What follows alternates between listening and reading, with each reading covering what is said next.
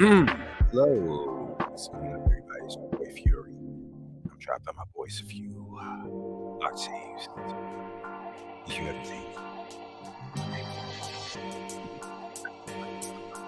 Ah, now what's good, everybody? It's your boy Fury. What's going on? Uh, let's get to it. Man. Stop dancing. It's time to get to what we do here. And good afternoon. Well, soon to be afternoon. Good morning, still in the last hour of the morning. So yeah, I did start this off. This is actually a little bit of Sunday morning madness. Nothing crazy. Just a couple topics I wanted to talk about. And let me just work on getting those up in the background. Once again, I'm your boy because I'm a Fury, the only outlaw in EMS. Maybe. Maybe. So anyway, I explained what that meant. You already know. You can't make that up. That is my actual last name, Outlaw. And the way I check it, there's no other outlaw in this country that works CMS. So I lay claim to this title until somebody comes and say uh they're outlaw and they're EMT also. Then I'll be the first outlaw in EMS. Right now I'm the only.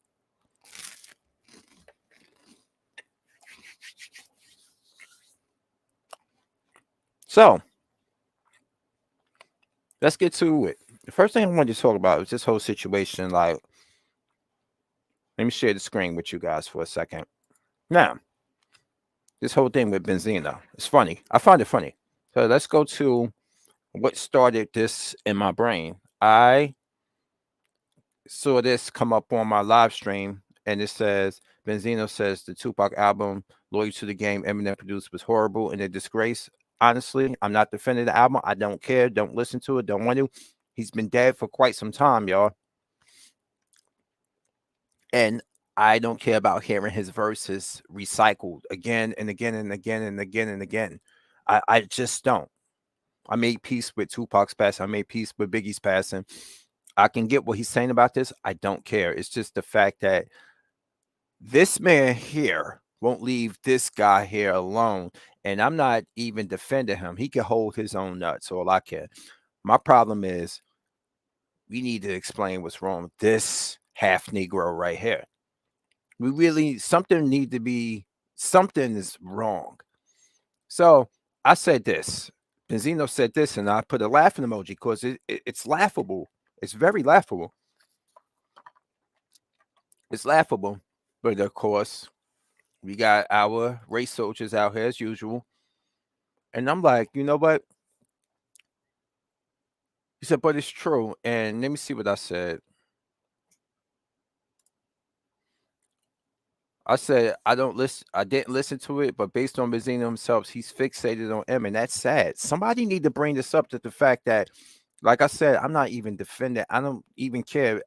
Outside of Marshall Mathers LP, I really never really fuck with M's music at all. It's just the fact that something needs to be said about this guy. This dude is 58 years old and he's just been taking L after L, and there's something else wrong there. And when he got on Drink Champs, you start to see that the alcohol really brought out some issues, and he didn't want to talk no more. He started dodging the important questions, and he stayed on his meal ticket, which is this man here. And I'm like, bro, like, what are we doing here? Why you guys just put rockets and people back and let them act the fool for the source of your entertainment? This reminds me of a YouTuber who's no longer with us because he deleted himself, Etika.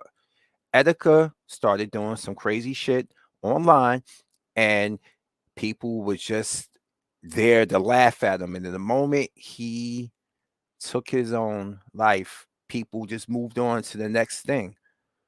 And somebody need to check on homie right here. Seriously, this whole Drink Champs thing, and I'll show you the video in a moment. This really, you've been fixated on this whole thing for 20 plus years, which I'm honestly, I'm tired of hearing about him, talking about him. And like I said, I'm not defending this man here. Outside of Marshall Mathers LP, I really don't give a shit. But it's the pathology.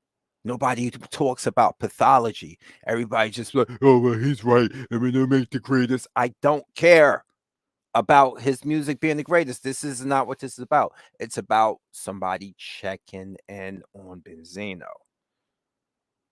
Like, can somebody understand where I'm coming from with this? So, like I was saying, it's true.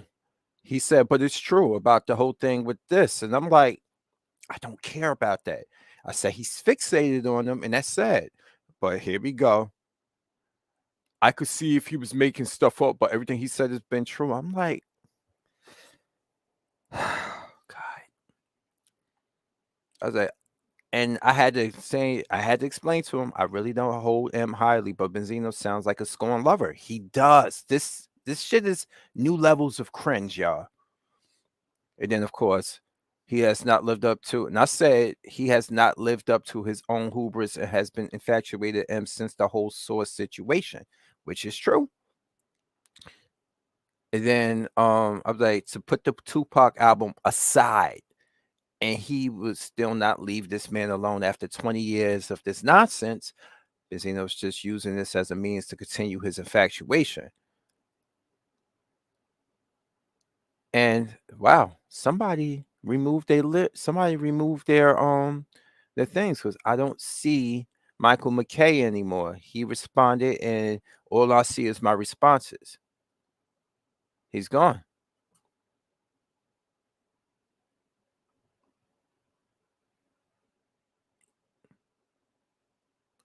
Let me see. Yeah, he's gone.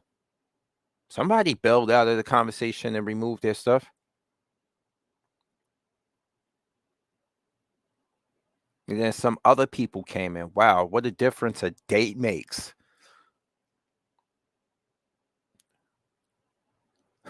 Somebody said your earbuds a pic of him dressed. Yeah, they had the picture of M being dressed up as Britney Spears, because M always liked, and that was kind of sus, but he always liked dressing like the Michael Jackson, the Britney Spears, the Madonna thing. This dude likes wear makeup, but people were trying to jump on him about the whole Elton John situation. I'm like, come on, man, stop. All right, but yeah, see, even somebody realized they was out of lines. But let's get to what I was talking about right here. This right here. Hold on. This is like, if y'all don't see this is an issue right here, like him, just look, just look. I don't got nothing against Eminem. Got nothing against Eminem. Eminem can rap, but I care about us more. I don't want to go through. I don't want to talk about it no more. I don't want. For 22 years, every time I do an interview, they ask me about Eminem. The fuck you want me to do? Come on, man. My daughter came into the industry figuring that, hey, I gotta be cool with Eminem because everybody's against my dad. You think this shit is fucking cool? Nah, man. We're failing as a people. I don't hate Eminem. I don't know him to hate.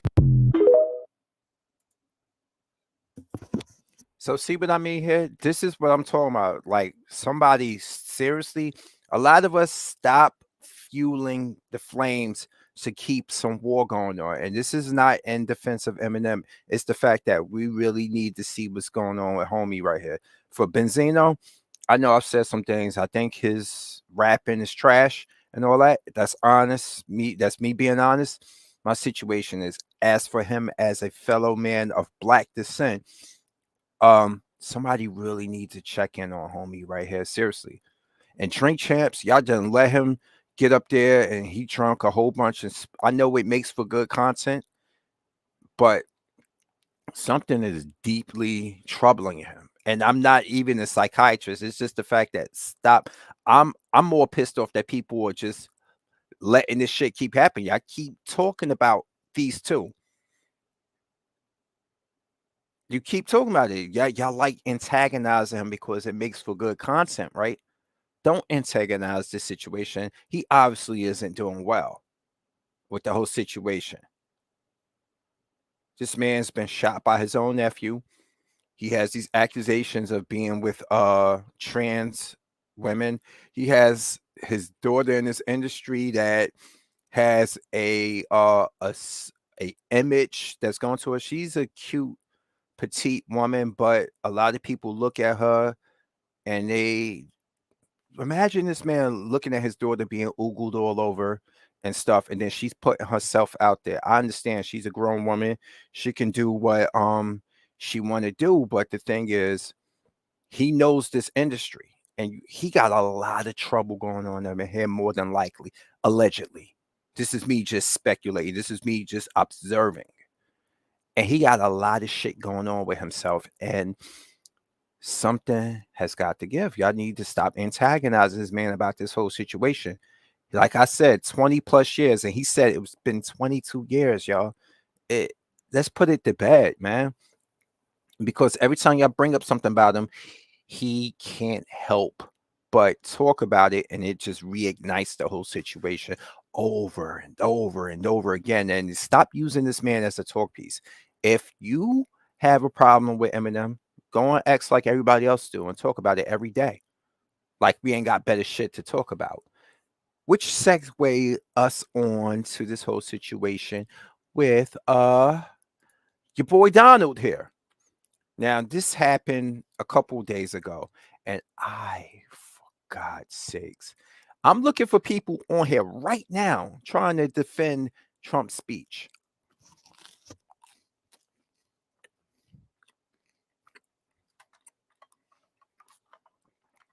Sorry. Now, let's see. Listen to this shit here. I put this in and look. I'm gonna take that out and see if we can get let's see what PC people think, because we already know what most of us think. And if you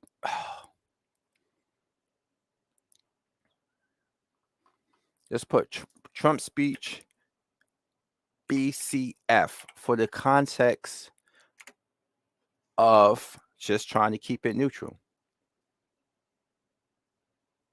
Now look at this. Now look at this right here. Look, I took away the racism part, and look at this. Patriot. Look at this, everybody. Patriot. President Trump's speech at the Black Conservative Federation, which mostly had white people at it, it's just delightful, honest, and real.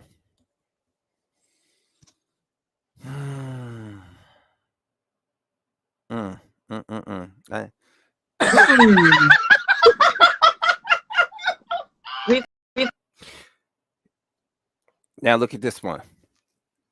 OMG. Trump's speech was full of bangers. That was fun. He totally knocked out the park. Now, let's see. Look at this. Now, somebody with some sense. What's odd about this is that Trump is acting as if he's talking to the BCF, which he wasn't, but the crowd was white, very much like his auto union speech. Yep. Now, listen to this, y'all. This is what we talking about right here. Let's go back to it. Good. These lights are so bright in my eyes that I can't see too many people out there. But I can only see the black ones. I can't see any white ones. You see? That's how. Yep. When I saw Kid Gravity air this Friday, I was like, yo, are you fucking kidding me? Was this yesterday? Oh my God, I'm sorry. Time is just going so quick. He aired this yesterday, and I was like, bro, this fucker. I said that in the comment section, like, of the last stream, like, this fucker, I couldn't. Yo, it is what it is, man. He said it. Far I've come. That's how far I've come. That's a long. He is really trying. This dude is really trying to say he's come far because he can't see nothing but the black people at a predominantly white black conservatives thing. Yeah, get the fuck out of here. Federation. Where all the black people at? You can't make this shit up. Yeah, some people here that got some sense. Like I said, Nary Nuosk said he's acting like he was talking to black people when it's mostly white people there. That is true. He's a scam. Yes, he knows how to talk. See, you gotta understand, businessmen know how to manipulate the situation to gain favor, to get what they want in business.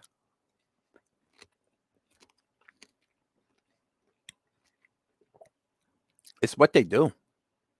Now, look, Trump's idea of getting out the black vote is getting them the hell out of his apartment buildings, getting them out of his stump speech crowds, and most cynically getting them out of the pure view of the main block because he panders to.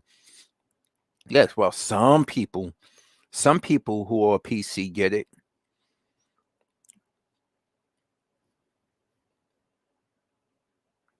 Look at this. Mark Scardino had to be an Italian.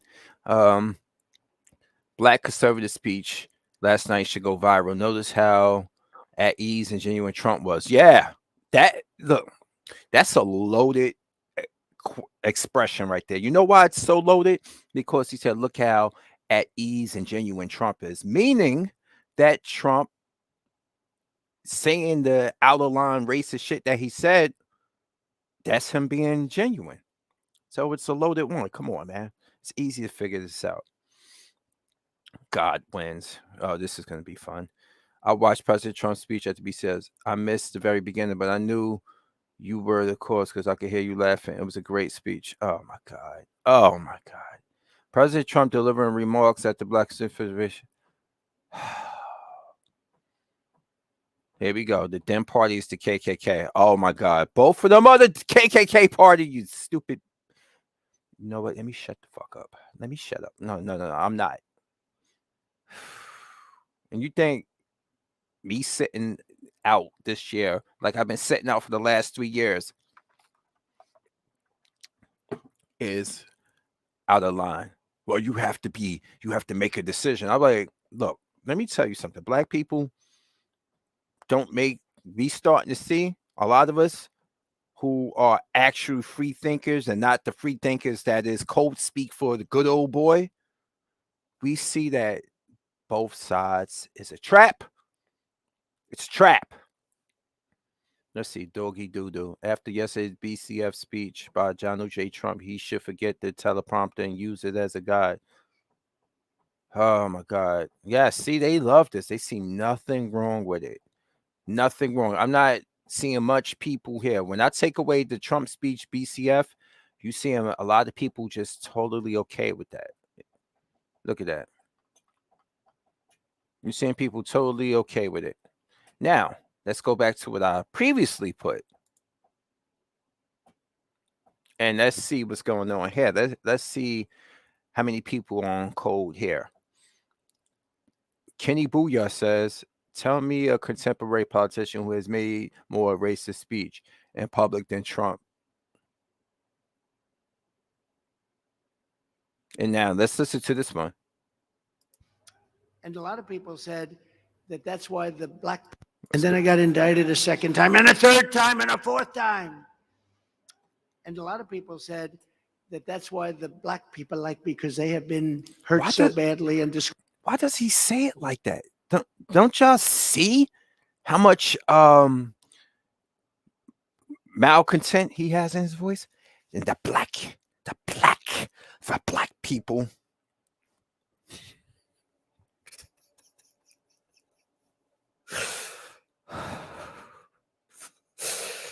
Whoo. All right. Okay. Now, if you don't give the context of what he's saying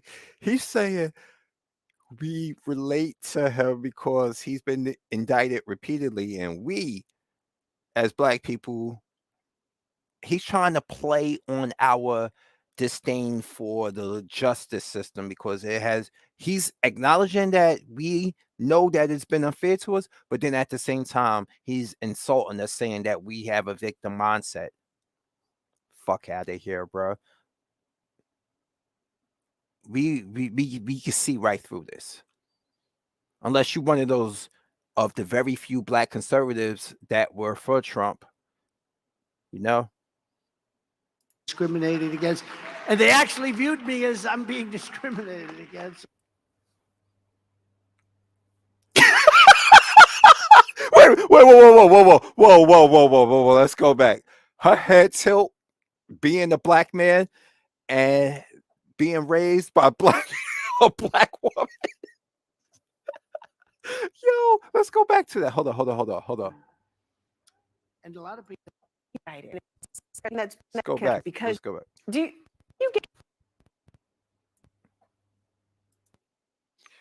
Yeah.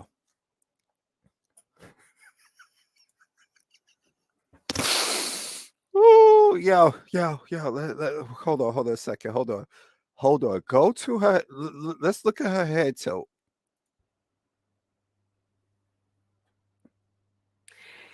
can you Hold on. get more insulting? Let's play it again. Why is it Discriminated hesitating? against. Let's go. And they actually viewed me as I'm being discriminated against.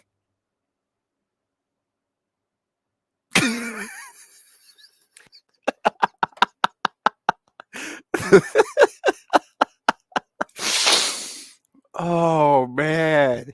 Let's see what the comment section. Yes. Yo. Hey, hold on. Let me see. I want to see what people said. Look. Yes. Laura Cole's excellent rebuttal aside, the delivery of such a blatantly racist speech. Let's see. Can you get more insulting? Do you really think that people like you because you were indicted, because there is some suggestion that's being made here that people see themselves in you? He's just like me. I too have been indicted. That discrimination and all that accompanies it can be reduced to what your experience has been.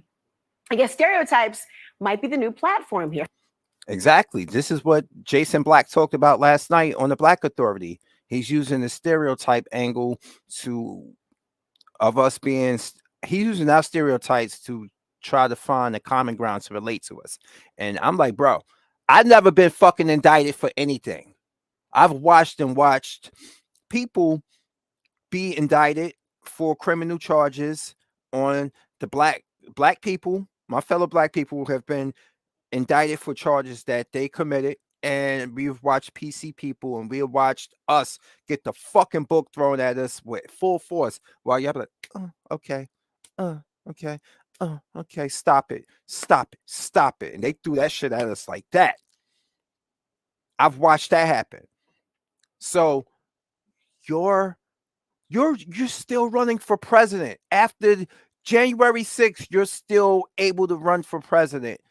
And you saying that we can relate to you because of your indictment? Are you out of your fucking mind? Seriously, are you out of your mind? You still has lost it, bro.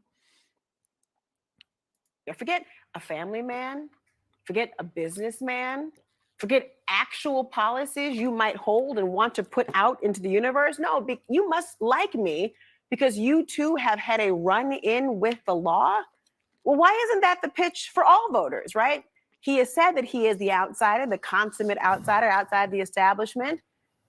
Why is think that only appeals maybe, or that's why black voters like you? Well, you cannot make this up, you realize. And it's coming from a political frontrunner who's hoping to get more votes, not alienate voters. It tells you exactly what is wrong with where we are today. You know, earlier today, President Joe Biden's campaign made this statement, calling Trump, well, the proud poster boy for modern racism. Hold on a moment. This right here is already where they were wrong at. In the room full of black voters. You see, the Democrats had to jump on it prematurely. And I get what they're trying to do, but that was mostly white people there. Let's be honest. Let's be real.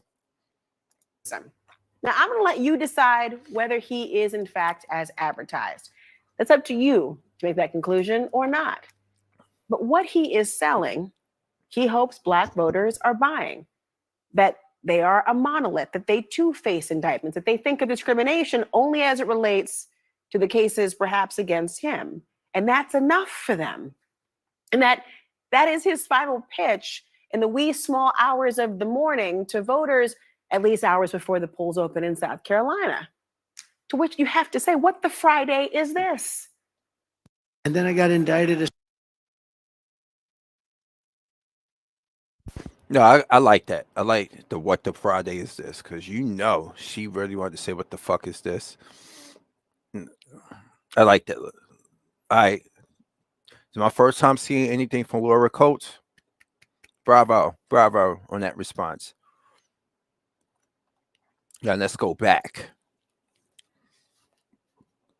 Kenny Booyah is not letting it go because he's still there and good.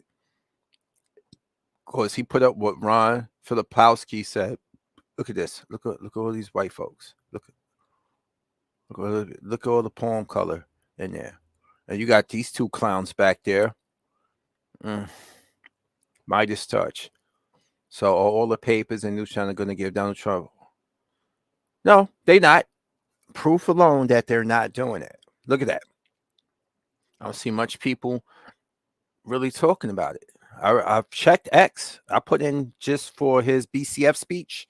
You don't see much people saying anything negative about it. But when I put the racist word in, and guess what? You got people really seeing. And he said, well, this certainly explains who was employed. Yes. He knew just what he was doing.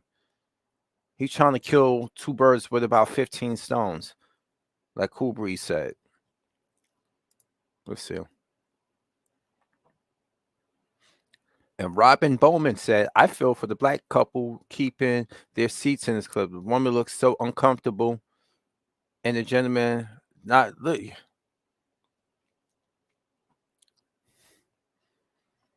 Yeah, y'all. And to all those people in the room, the only black people in there, we got a message for y'all. And is that a gala where you're eating at? Because we already know what y'all eating already. If y'all in that gala. Look at the crew. Look at the crew. Do you got any water for those butter biscuits? Because if the butter biscuits didn't make you choke, what he said should have made you choke. But let's continue on. And this right here had me dying because a spade was calling another a spade. He said Joe Biden has proven to be a very nasty and vicious racist. Yes, we already know about Jim Crow Joe's past, but I guess we trying to figure out in this election which one is our particular racist, right? Nope. We sit on that couch, black people.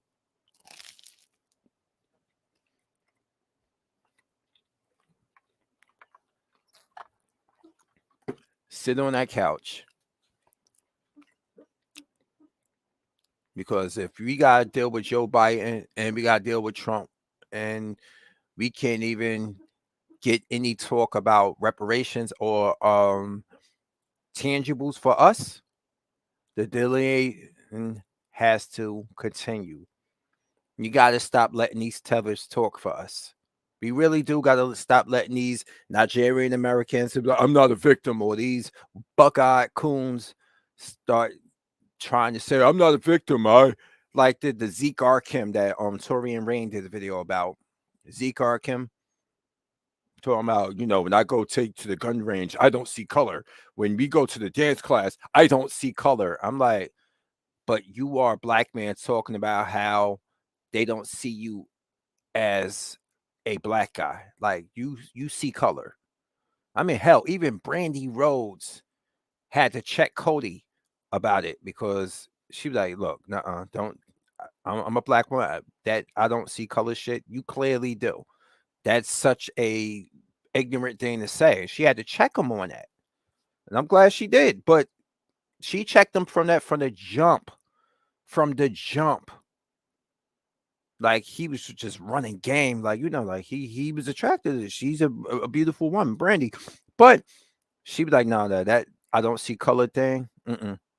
That Tommy Lauren shit. Like even remember she said that on the Daily Show when Trevor Noah was hosting.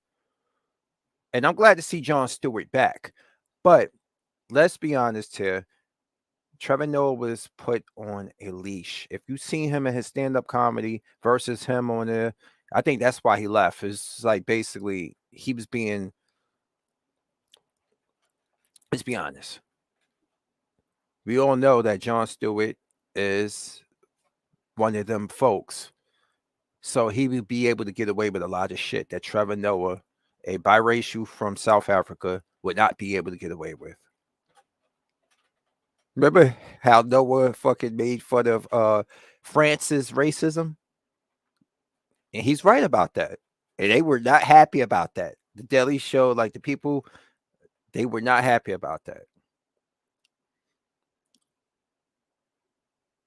See, look, real Americans vote. All they can bring about is, yeah, Biden. We already know Biden's an issue. But this is not how you get black people on your side, Trump. Racism on steroids. Hawaii Delia. Let me see how she look. She don't look as good as my friend who's from Hawaii. That I was going out on dates with. She's a beautiful woman. Man, she's beautiful. But let me see.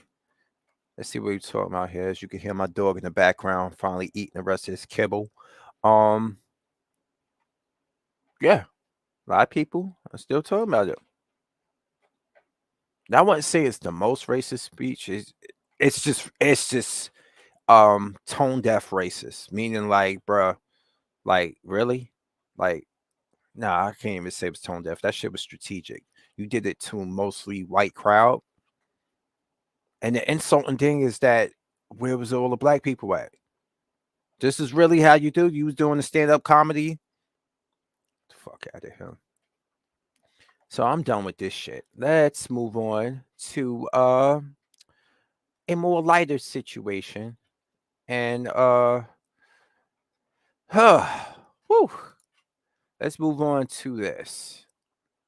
This is totally going in the other direction. Now, for you guys who know that I am a video gamer, I don't know what would give that away. And stuff. I really don't know what would give that away. But this whole situation when it comes to the aspect of how the game industry is moving is like this. Games, consoles like the Xbox Series S and X, the PlayStation 5, the Nintendo Switch, where they have games that are indigenous to the console.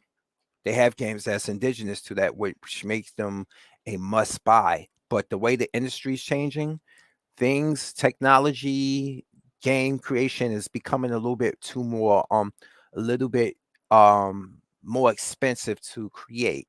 Well, not for Nintendo, but you get what I'm saying. Nintendo is the one that's financially the best in the situation, meaning they can create high quality games for pennies. Technically, not actual pennies, but they don't spend a lot of money to make good games. And good is subjective on this point with Nintendo games because it's just basically first party games, which they're known for. You can only play Nintendo games, really legit play them on Nintendo, whereas Microsoft has put their games for like over a decade have been on PC, but people are really starting to make it sound like it's something that's out of whack. they've been doing. They are a PC company first. This console thing was an experiment that they tried back 23 years ago, and it has blossomed into what it is now. You forget PlayStation was dominating this console industry for since 1995, 96. They took it by storm after a falling out with Nintendo. They took it by storm, right? So the thing is that the industry's changing, but the Sony loyalists, the fanboys, the ponies don't want it to change. So what they do is damage control and make it look like the moves that Microsoft have made from a business and strategy, a business strategic standpoint, have been non-fruitful. This is what we call damage control. This is the cope. And what's going on now is that Microsoft has acquired and spent money to get companies like Activision Blizzard and King, which is the makers of Candy Crush. So they're in position to make money and stuff. Yes, we get it. They, games, video games, games. We know that, but at the end of the day, they have to put the games out because this is how they get people to subscribe to Game Pass. And imagine this. I went on Steam. Steam has Resident Evil 3 remake for $40, right? Now imagine it now is on Game Pass, right? It's on Game Pass and it sells for now, and it might go off of Game Pass soon, depending on when. It's on there right now that if you are subscribed to play Resident Evil 3 on there for the monthly fee of that, and you got access to all other games in Game Pass, you're paying about $15 a month, right? And you can play RE3 for as long as it's on there. But once it leaves, they give you an option before it even leaves. You could buy it reduced for $23.99, right? Which is $16 cheaper than what you can get it on Steam right now. You see that, right? It's $26. It's $15 cheaper, right? About $16 cheaper. And that's the whole mystique about it. You can download the game to it. This is what they do. It's putting them in a good situation. So if you either buy the PC version, it's going to be $40. You buy it through Game Pass, they knock some money off of it because you're already paying for the subscription as is. So now you got this game permanently, well, technically permanently, and you're able to keep it as long as you got your PC running and things of that nature or whatever they deem it. And a lot of people don't act surprised about this because guess what? Sony has done worse. Remember all the games that in the movies that they said that you had digitally that they took away from you? They're no better. See, this is the problem I have with a lot of PlayStation and Sony fanboys, that they act as if Microsoft is the only one doing shit like this. The problem is that Phil Spencer's a lot more blunt with his question. He answers stuff where Sony dance around it and then they back slap you in the face with some shit, and then you just like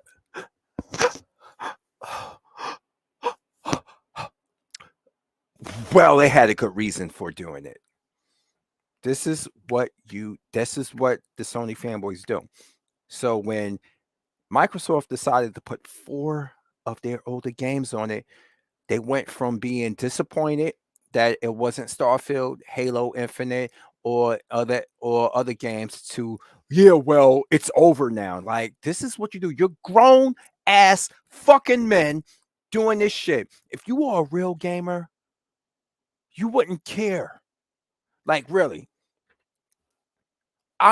This very PC that I'm actually doing this podcast from plays video games.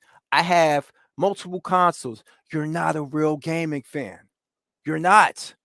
If you are just wanting everything to flow through one fucking $500 box, and it's not even me being somebody trying to flex my money and that, oh, I got all these things. No, You can't get on here and talk about you are a true fan of the gaming industry and video games if you just delegate yourself to playing one fucking console or one format. They all have their strengths and weaknesses. You can't really, you really have lost your mind. You really fell off the turnip truck. If you think that. And that's my problem with fanboys. Yeah, that's my problem with with this guy here whose tongue is too big for his fucking mouth.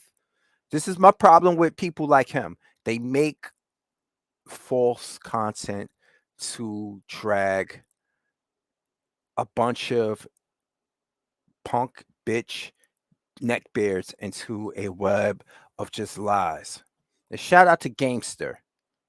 Shout out to Gamester for actually putting this into light. Like I said, this is a Marine, y'all. This is why our military is losing, bro. This dude is a fucking Marine vet, and he's 47 to be this year. And this is what he does. This is what he does all day is advocate and fucking damage control for PlayStation. God help us all. But let's see what Gamester has to say. This dude is the definition of a cockroach, bro. You trying to tell me Puerto Rock was out here hiding for 7 or 8 days looking for food and resources because this man had no information? I mean, you out here still talking about Xbox with a New York Yankees hat on top of your head, man. Like, I mean, come on, man. I understand you from New York, man, and you guys ain't got nothing but infestations. But how about you guys play this PlayStation exclusive? It's called Extermination. Because at this point, you people need raid, man. Y'all out here hiding in corners, worrying about what Xbox is doing today. It's an Xbox podcast. What's wrong with you people, man? How about you talk about Helldivers 2, Foam Stars, Last of Us Remastered Part 2, Rise of Ronin, and Stellar Blade? Nope. Because instead, you guys are looking forward to playing Xbox games on your favorite preferred platform, man. I mean, you people are ridiculous, bro. And the fact that you're about, close to 50 years old, still acting like this, man, it just goes to show you, man, this dude needs to check into a mental asylum. I mean, at this point, he's reproducing at an alarming rate, man. I mean, this guy's got a bunch of cucarachas running around his home, man. It's about time somebody contact child support on this dude, bruh. Like, come on, man. And the funny thing is about you, I see that you hid the rest of that picture because when I exposed you, or should I say dunked on you, you clearly didn't have those type of games. That's why you just got a PlayStation controller in the background. Where's the Dreamcast? Remember the Dreamcast and all the other controllers that you had? Oh, no, you decided to hide it with your shoulder because you know that you ain't a real Sega Dreamcast fan. Exactly. Whew. All right. See, let's go to the comment section. And this is an hour long. We're not going to go through this whole thing. But let's see what people are saying. Let's see if he have any of his fans come over. Why is this dude losing his mind over gaming every day? Exactly. Exactly.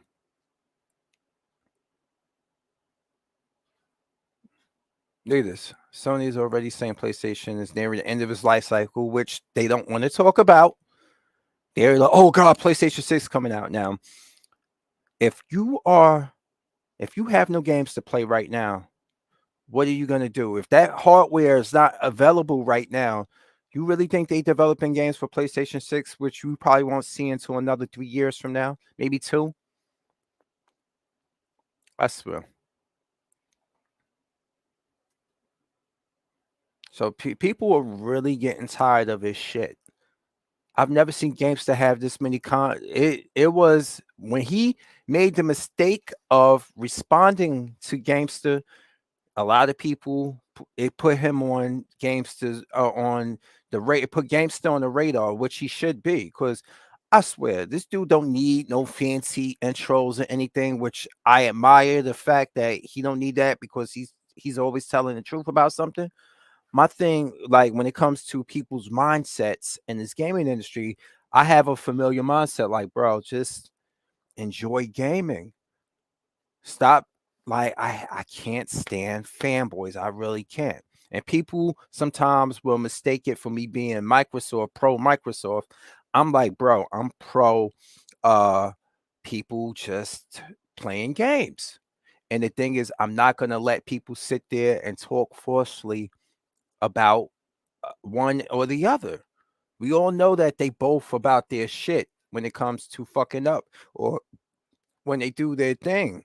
It's just that nobody likes Microsoft for some reason. Oh, I get it, because everybody loves the underdog, right? The financial underdog. See, Microsoft is a big company. People love Nintendo. Nintendo is probably the smallest company of the three, but financially they are a juggernaut. Whereas Microsoft is a juggernaut. They went after this whole thing. People like you got people like Dreamcast guy who made shit up like, well, it looks like they're not really getting money that they spent, because you got to do the spit thing with him, and you're making up, you pocket watching Microsoft. But if you truly was telling the truth, you would understand they went from being a $2 trillion to a $3 trillion company, and Microsoft Xbox division played a big part in that. And that when they spent the 70 billion, they already done made that back already, all together. But I'm talking about just the Xbox division. You forget, bro, that Game Pass brings them 300 to 500 million dollars a month alone. Now multiply that shit by 12. Let's go base value. Let's go base value. And let's say let me pull out the calculator right here. 300 million times 12. That is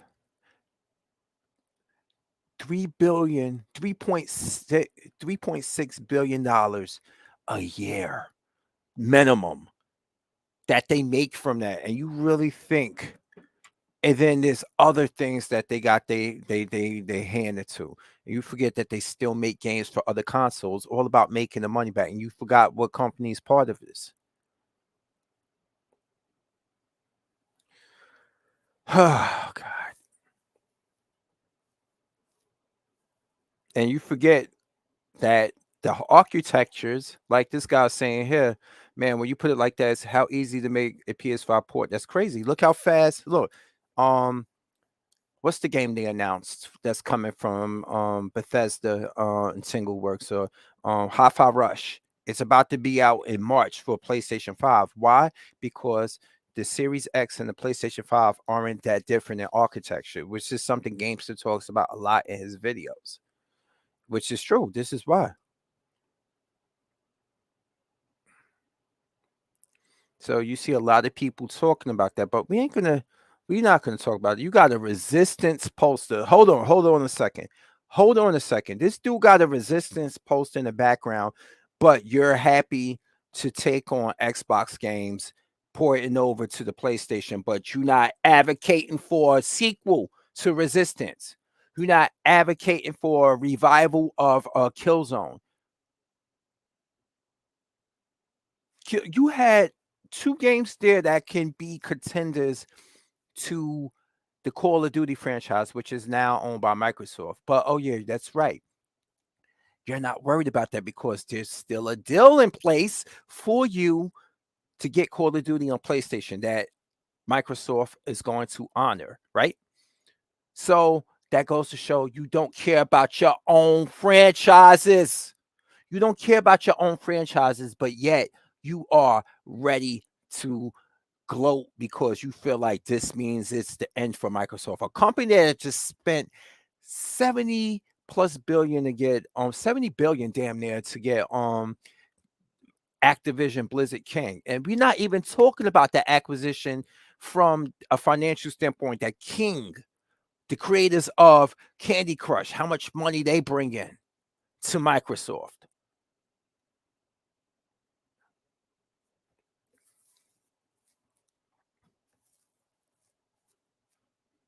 Like seriously, bro. But like I said, no advocating for a new Resistance game. No advocating for a Killzone title, a new Killzone. All you want to do is play your games that play the same. We talk about it all the time. Once you've done played Uncharted, Horizon series, God of War, Last of Us, your four big on your four big on first party titles. See, Spider-Man, even though that's first party, that's because you got deals with Sony, which you pay hundreds of $1 million for that licensing, which is more than the game development itself. You rushed this game out because your budget went mostly to the license. Marvel, like, okay, we see you. And know this, ponies, the day Sony cannot afford that licensing, which they hold on to for their life, because they know once that licensing is gone, that means their competition is going to get Spider-Man games. And they don't want that. They don't want that. See, Microsoft is like, okay, we get it. From a financial standpoint, we got to give in. We taking on too many companies right now, meaning like we have bought a lot of companies, and to appease the antitrust, we have to make it available for others so they can understand that we're not just hoarding resources for selfish use. So you appease the courts, and you also appease the fan bases, and you also financially gained from this whole situation. So Microsoft is smart. They're killing three birds with one stone. The courts to lay off their back about becoming about antitrust issues. Uh, they are appeasing to the fan bases on existing other consoles, and they're standing to make profit. That's what this is the why shit going to another console is important. But this dude here with his tongue too big for his fucking mouth actually think it's a victory over Xbox. This is the problem with console fanboys. They don't fucking see the forest for the trees, man. It's always just some goddamn war going on. This war is over. We know it's over. But they need to make content, because without this, they wouldn't know what to do. Anybody watching this, tell me what you think these guys would do if the console war was just officially over, just clean slate, and Microsoft, Nintendo, and Sony simultaneously said, you know what, we're going only in the digital age. If you'll be able to play our game streaming through your smart TVs and through your Roku's, for example. What if they just one day said that?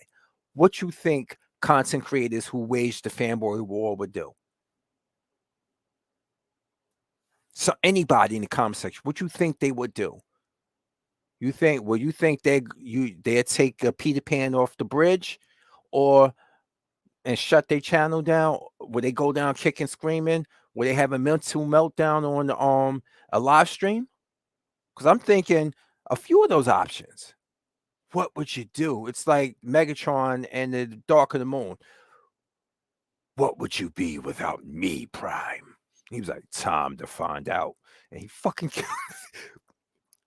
that day is gonna come. Not overnight. I think Nintendo is probably gonna end up the last company still making consoles. I really think they're gonna probably be the last one. You gotta understand, every generation wants a larger every generation fan of the consoles want the next generation to be a bound a leap in technology, but they don't want to pay money for the consoles. See, this is why a lot of console people hate PC people, because PC people got to understand, they understand, if you want a generational or technological leap, the one that you think, you have to pay. You have to pay.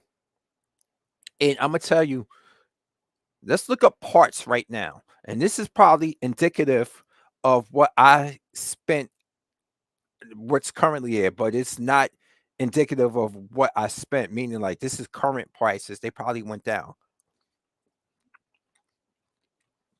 Now, let's go here. Let's go to. Sorry, I got to get my breakfast, my brunch in, and I got to set some things. Hold on, some reminders. All right. So let's go here to Intel i7 unlocked. Here it is right here. Let's look up price. Let's go to shopping. I'm going to give you an example. You got to understand this shit don't grow on trees, and you can't expect a $500 box to keep up with this. Now let's go to here price wise. All right. It was $419 when I bought it. Yes, it was $420 when I bought it some time ago. Now, look at these. $440, $49, $409, still selling for that. Let's go with the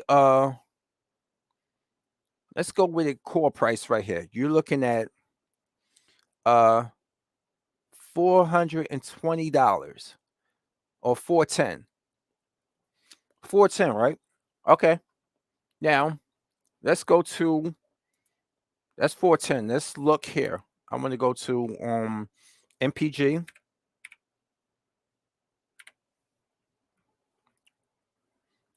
I think, what did I get? A Z690? I forgot. I think it was a Z690. Yep. This was the board I got. Pardon me. This was my motherboard right here. This is my motherboard right here. Look at it. It's gone down. Great. This is basically eBay prices right here. Now look, this is what I got right here. LGA, what this is at 160. I think it was more when I got it. It had to be about somewhere close to $200 when I bought the motherboard. But this is my motherboard right here. Okay. So right now you're looking at one. All right. That was 410 plus 160. I'm gonna go with the prices, the average prices. So you're looking at $570 so far, right? Okay. But you know what? Let's go to bestbuy.com. I'm going to go to bestbuy.com because I want to put in current prices because a lot of people might not trust buying stuff off of eBay when it comes to computer parts. I get it. Nope. And nope. All right. I said Best Buy, not Bed Bath & Beyond. What the fuck? All right. Anyway. I don't know why that's under Bed Bath & Beyond. Are they the same company? Let's go here. Anyway, let's go here. There we go. Let's go to let's go back to the i7 unlocked. There we go. And depending on which one you get, I forgot which one I specifically got, but let's go here. Look, you're gonna have $400 right here, right? So you got $400. There we go. Now let's go to Z690 DDR.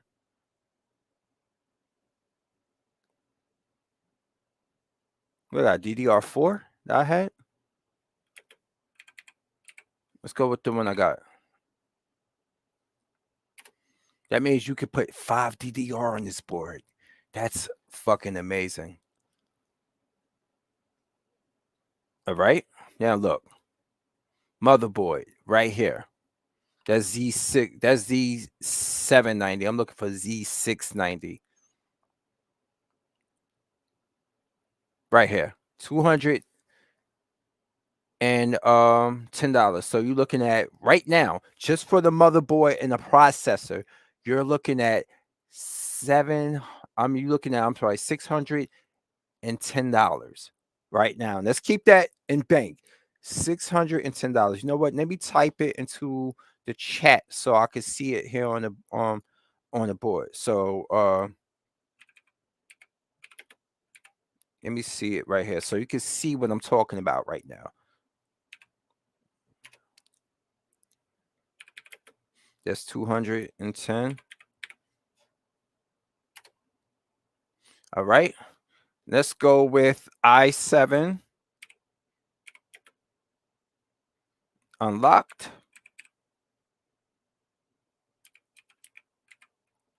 Which is 400. I'm doing this to keep record.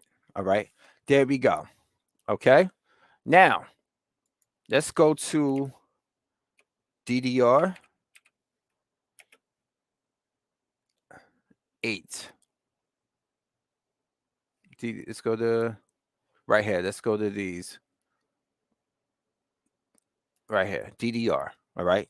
Because I have 32 on board. Okay. DDR on board. Look at that. $100. I have 4 of them, 4 8 gig ones, but whoo, I could put that much on there. Let me stop. Kareem, stop. Don't spend money you don't need to spend. Stop it. Stop it, Fury. Stop. Bad, bad, bad. Anyway, so now look. We go to DDR 32 gigabyte. And that's 100, right? Okay. Now, we got that so far. Now let's go to what's that now? Let's go to the processor. Let's go to to the GPU. And I have a RTX 3050. Nothing too impressive. All right. Now, keep in mind that this is the current price. I, for one, spent $300 on this damn thing.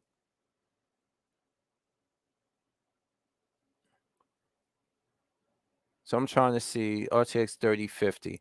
Let's go with what we see here, right? And we're gonna go with RTX NVIDIA. Yep, 250. Yep, it was 330. This is mine right here. You can currently get it on sale, $80 off. Now we're gonna put in the full retail because you might not catch it with the sale. I just need you to know the full retail.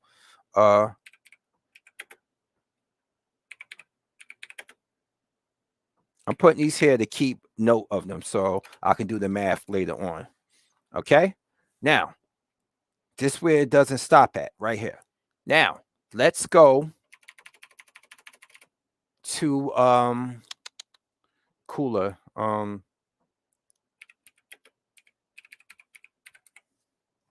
PC cooling. And this right here with the digital screen. Corsair. Let's look at this one. Because I think this is what I got right here. But I got mine with the digital screen. Let's see. Let's go to Corsair cooler with that screen right there. No, that's not it either. Right there. There we go. All right, let's go back. All right, now let's go here. One more. All right. What does this come with? All right, now I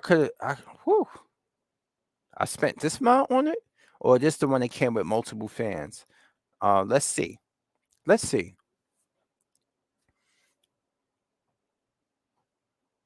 I know mine's had the digital screen on it. I'm trying to find mine's. There, let me see. Corsair.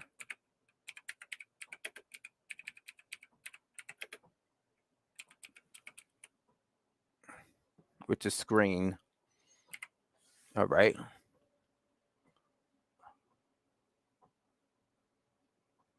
Let me see if this is it. Looks like that's it. I must have caught it on an amazing sale or so. But yeah, no, this is it right here with the 3.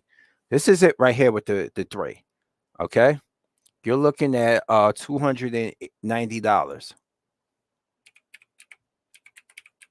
And this is important, especially if you're going to be running your PC for a long period of time. You better have an adequate fan.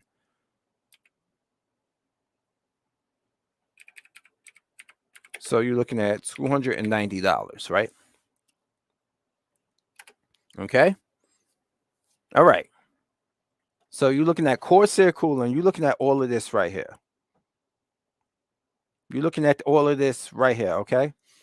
Now, I done covered. I got the motherboard. I got the processor. I got the GPU. I got the DDR, and I got the cooling fans. And then I bought other fans too for it, which on here I'm trying to take a look at it right now. And I bought other fans, but those right there, I got a lot of cooling in this thing. And this thing is running cool right now. And I've been running it for like a few hours so far. And power supply. You can't forget power supply.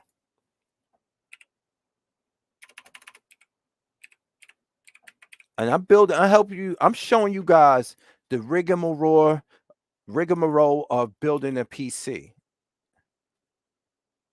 And let's go with is this a Corsair Tower? I'm just showing you what I bought here. This is a IQ mid tower case. I think this is. Let's see. Let me find mine down here.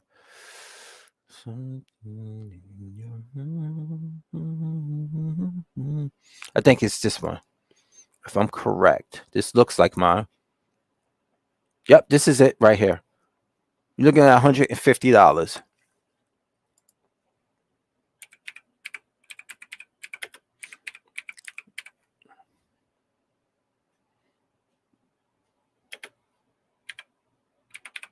Okay, Corsair Tower. Boom. Now, power supply. We're looking at oh yeah, and I didn't even get to the DD. I didn't even get to the SSD. Oh my God, I spent this amount? When you are in it, you're in it. See, look. I'm trying to get this to show up. Is it stuck? All right, let's go to for the power supply. I think it was this one right here, if I'm correct. Yeah, this looks like it right here. Okay. Power supply is $100. All right.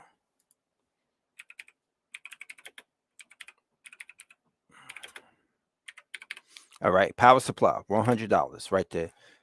And I'm putting this here for 2 things: mental note, and for y'all to see, for y'all to see how much it costs to build a PC. Okay. I got that. I got the unit. It comes with all the wires that you need, basically. And let's go to Samsung SSD, which is very important.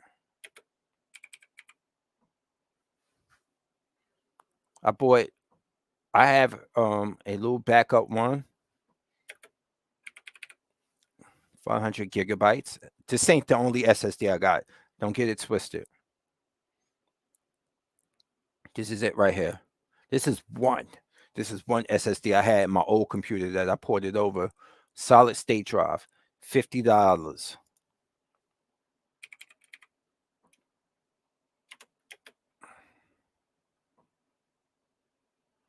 So let's go with 55. Let's find SSD.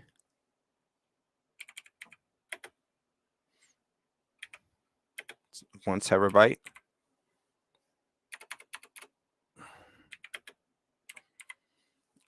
All right. Now, let's take a look here.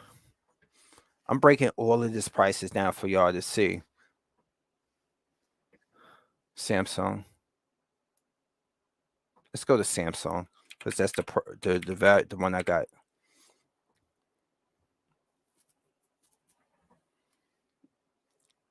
Let's take a look.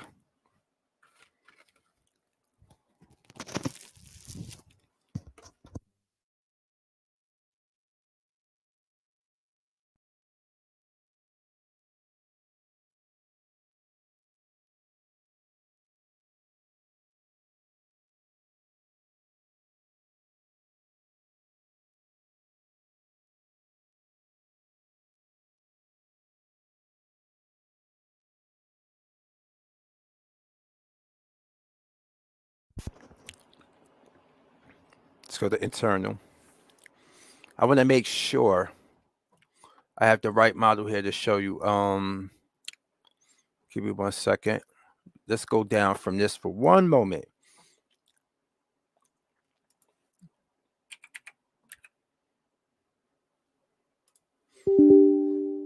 Okay, give me 1 second. Bring this up. Okay, I have a 970 Evo Plus.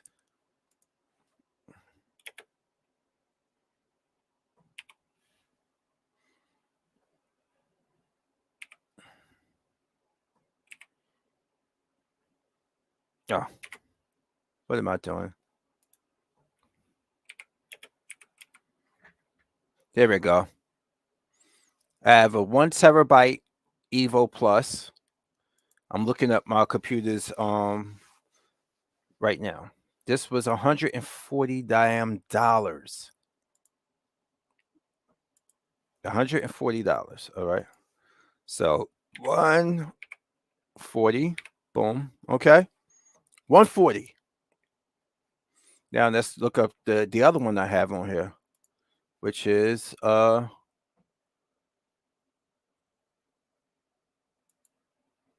give me a second. I'm trying to.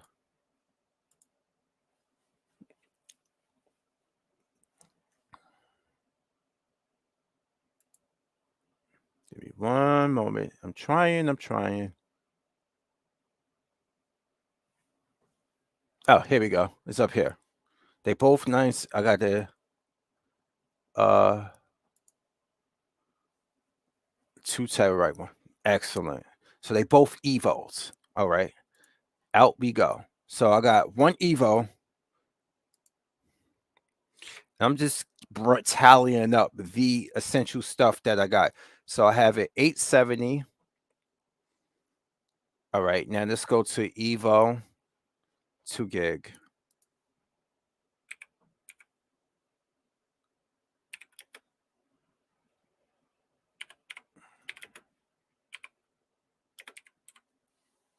Let's see here. I want to show you just how expensive this whole process is. And that's $240 fucking dollars. All right.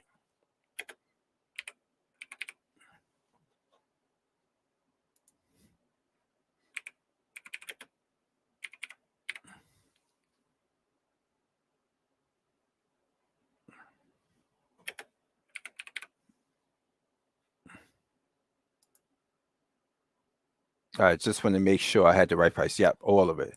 All right, now look at this, y'all. Now,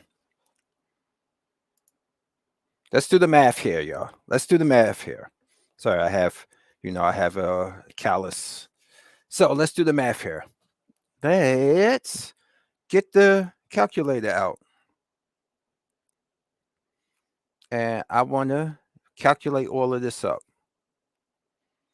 You're looking at 210 plus 400 plus 100 plus 300 plus 290 plus 150 plus 100 plus 280. All right. 280 plus 55 plus. This is how much I spent building a PC. Right there. I spent that. Not in one lump sum. This is me over a progression of time. You don't get everything right away. You amass what you can get and you build once you got everything you need. I spent $1,900, almost $2,000 if you include tax, on getting what I needed to build a PC. Okay? Seriously, I spent that amount over a progression of time. And do I regret it? Hell no. Because it's gonna come a time. I just was playing fucking Resident Evil 3 through Game Pass last night to test it out to see how it runs on a PC. Because there's always YouTube and you can always look at what you get.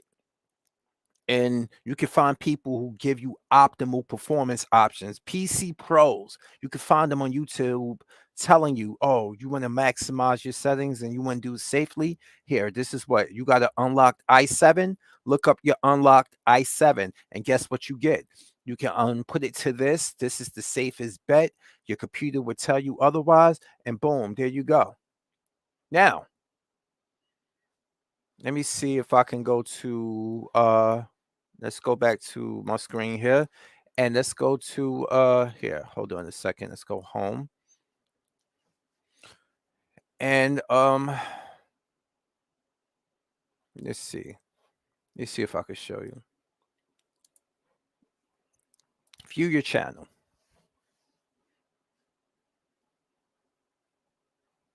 All right. And of course, not a lot of people are going to respond to me telling them to enjoy their consoles.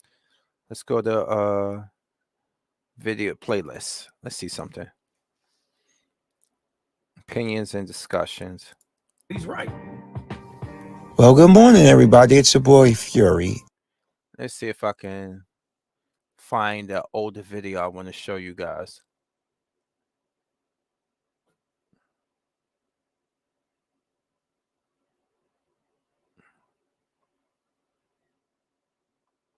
All right, let's see if I can find it. Even though I know I'm not going to come up in this thing. Let's see something. There we go. There I am right there. Now, this is everything together. Which is about 27, 28 degrees Celsius. And I have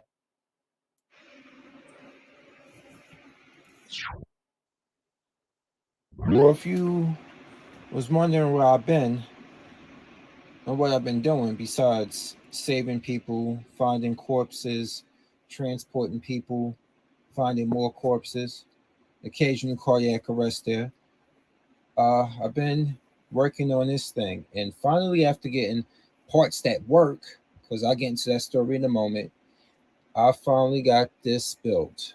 And don't mind that up there. That's just a third solid state, which is unpluggable one. I got 2 on board, but we get into that in a moment.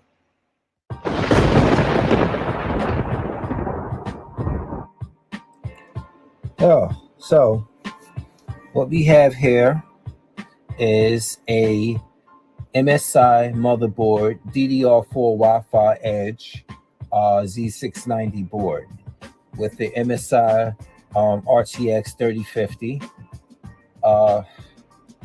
We have a Corsair 4000D Airflow mid-size tower, and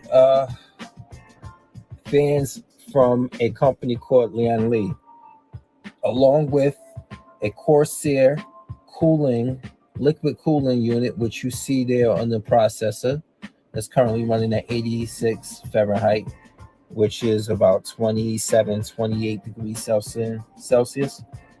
And I have a Corsair power supply, about 850 gold. And these Lian Li fans are on the processor, which is right here. You see that glow? And on the other side, that I showed you earlier are the fans that came, the Corsair fans that came for the cooling unit. So I'm trying to get double cooling going on both sides here, and it's running good. I'm gonna put it to the test and see how the temperatures add up with gameplay. But this is basically what I've been building. It's glass, of course, tempered glass, and it has magnetic dust protectors on it, and it has a filter screen in between with the metal plate that's detachable on the Corsair plate. As you can see here, it's detachable,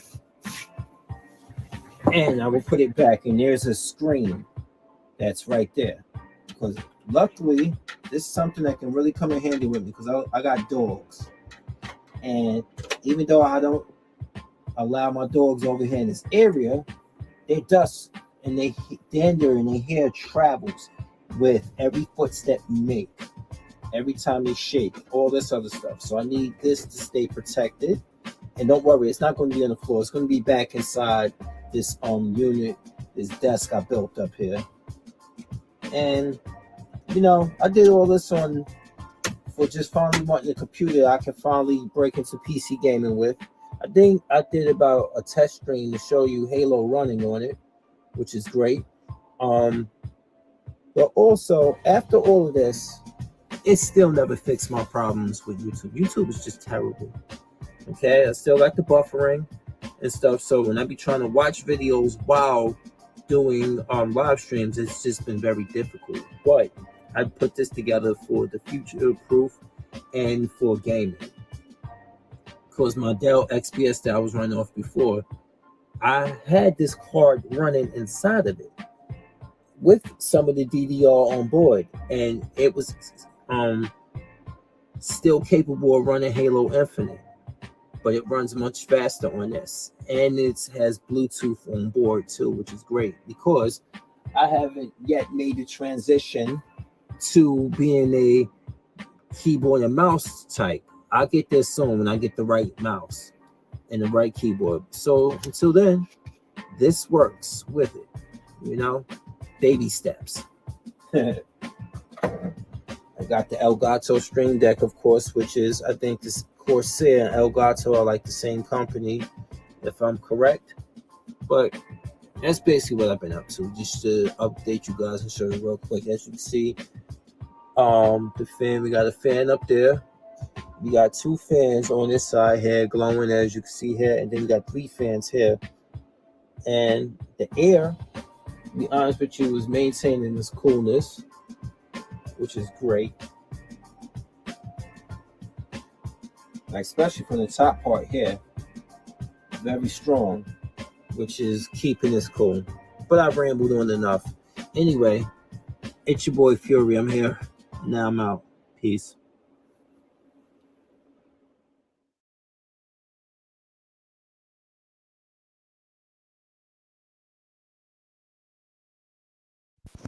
I came back just in time. I had to take a little bit of time off. I was showing you, if you can see in the comment section, that shit don't grow on trees.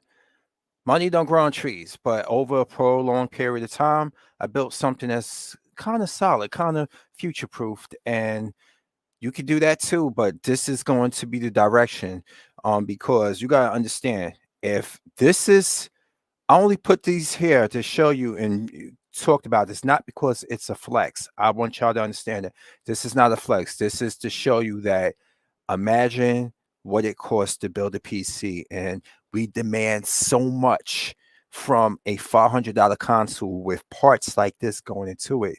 You're taking massive losses on building consoles for people. And you got to understand the technology is more compact inside of a console, which means smaller parts. There's going to be more expensive process, more custom build parts to fit into this thing. It's going to be a more expensive process. And every generation, we as gamers, well, not people with sense, know that you can't demand so much from so little. And Now Microsoft is talking about the most technologically advanced leap from Series X to the next one. This is what Phil Spencer said himself. What we talking about? How much money are we gonna have to buy this for? Like, seriously, how much money is this gonna cost? Is it going to be less than a PC, but just as powerful? Like, we don't know this stuff yet. But realistically, we know it's gonna cost a lot. And if they're going to sell it for something affordable, that means other things are going to go up in price.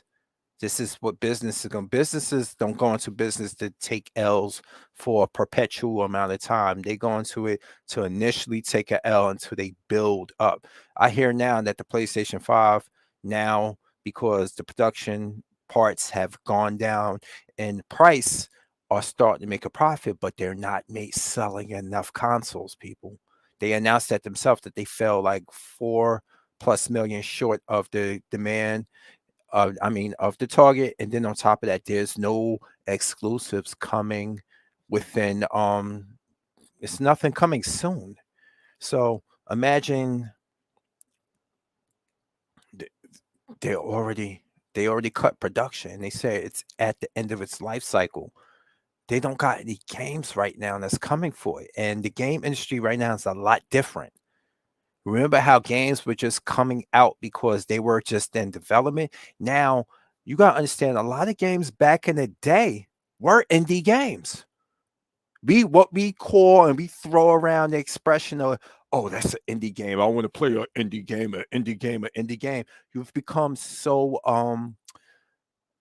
used and accustomed to first party game, first party, first party, first party. You think Sega was relying only on their first party games when they had the Sega Genesis out and the Dreamcast? No, third party is an important part of the ecosystem. They are. And a lot of people gotta understand this is no cope right here.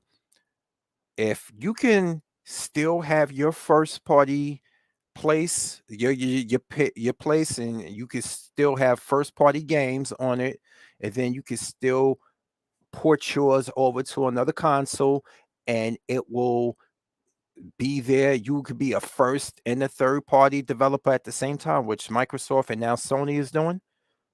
Hey, what's going on, Ray? Um, that's Hound, everybody. Furious Hounds podcast. When we do those, you tune in, please.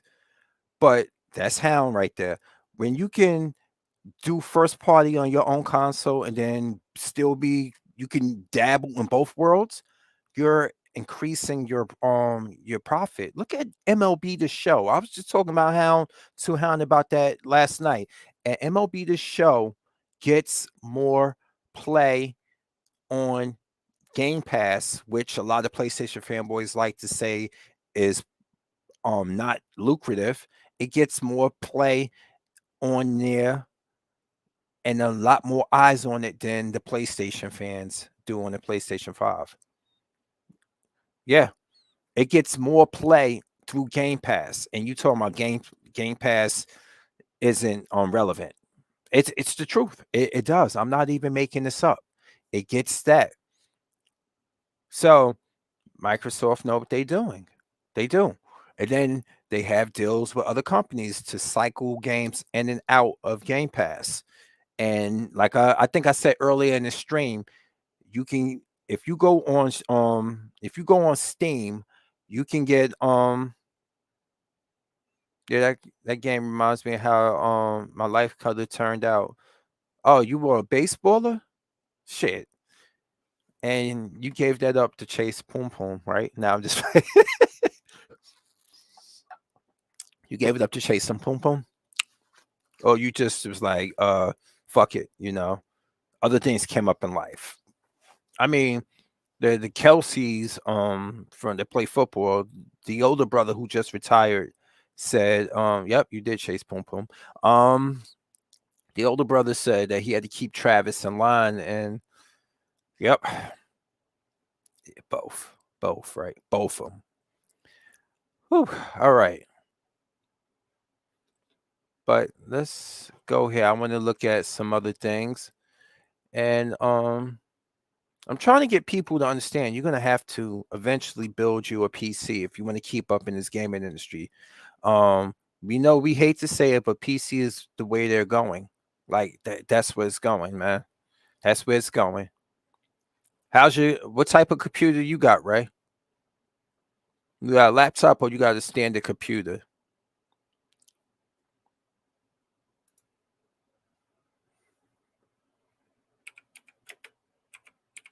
This is kind of stuff I want to do.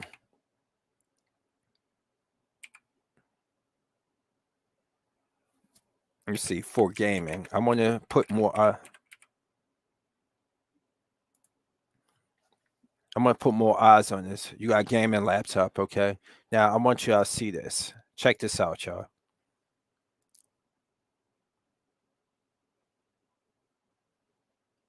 This is in 2024. Welcome to our 2020. Fair use. Austin Evans. Never saw this video before, but let's see. 24 gaming PC tutorial. In this video, I'm going to walk you through everything you need to know to build yourself a gaming PC. That's sweet. That's fucking sweet. I love that. Yo. I love it. I do.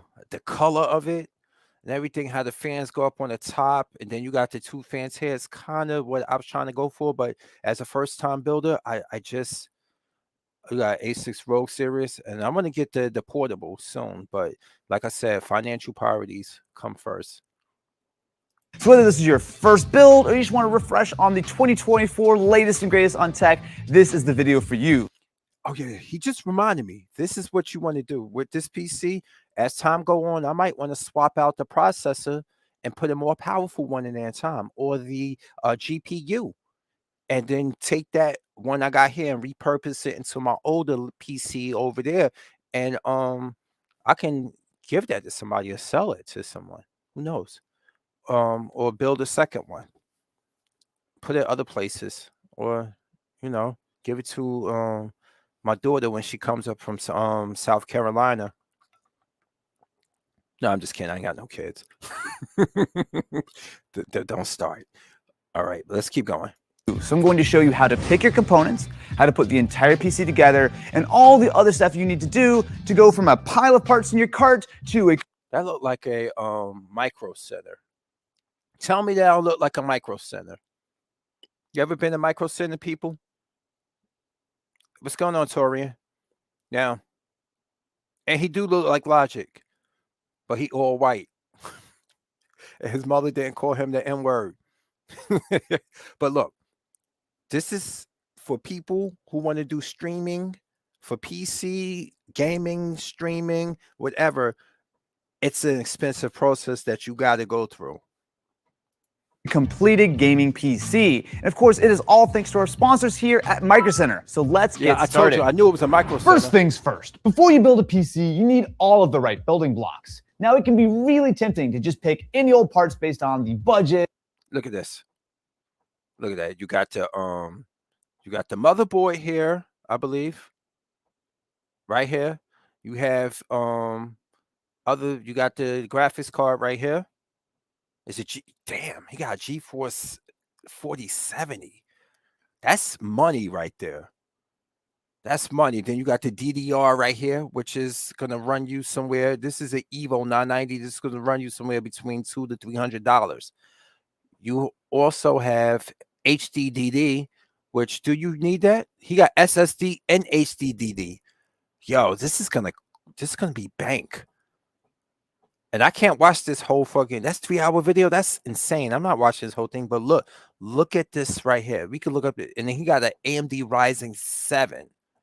He got Windows 11, which I upgraded to for free on this one because of that. But look at this course. You got the tower right here. Let's go through the parts first. This is a lot of money, people. And this is the future of gaming. This is a lot of money. This is what it's going to. This is why consoles are a dying breed. Not because it's because they're becoming more expensive to manufacture, you know?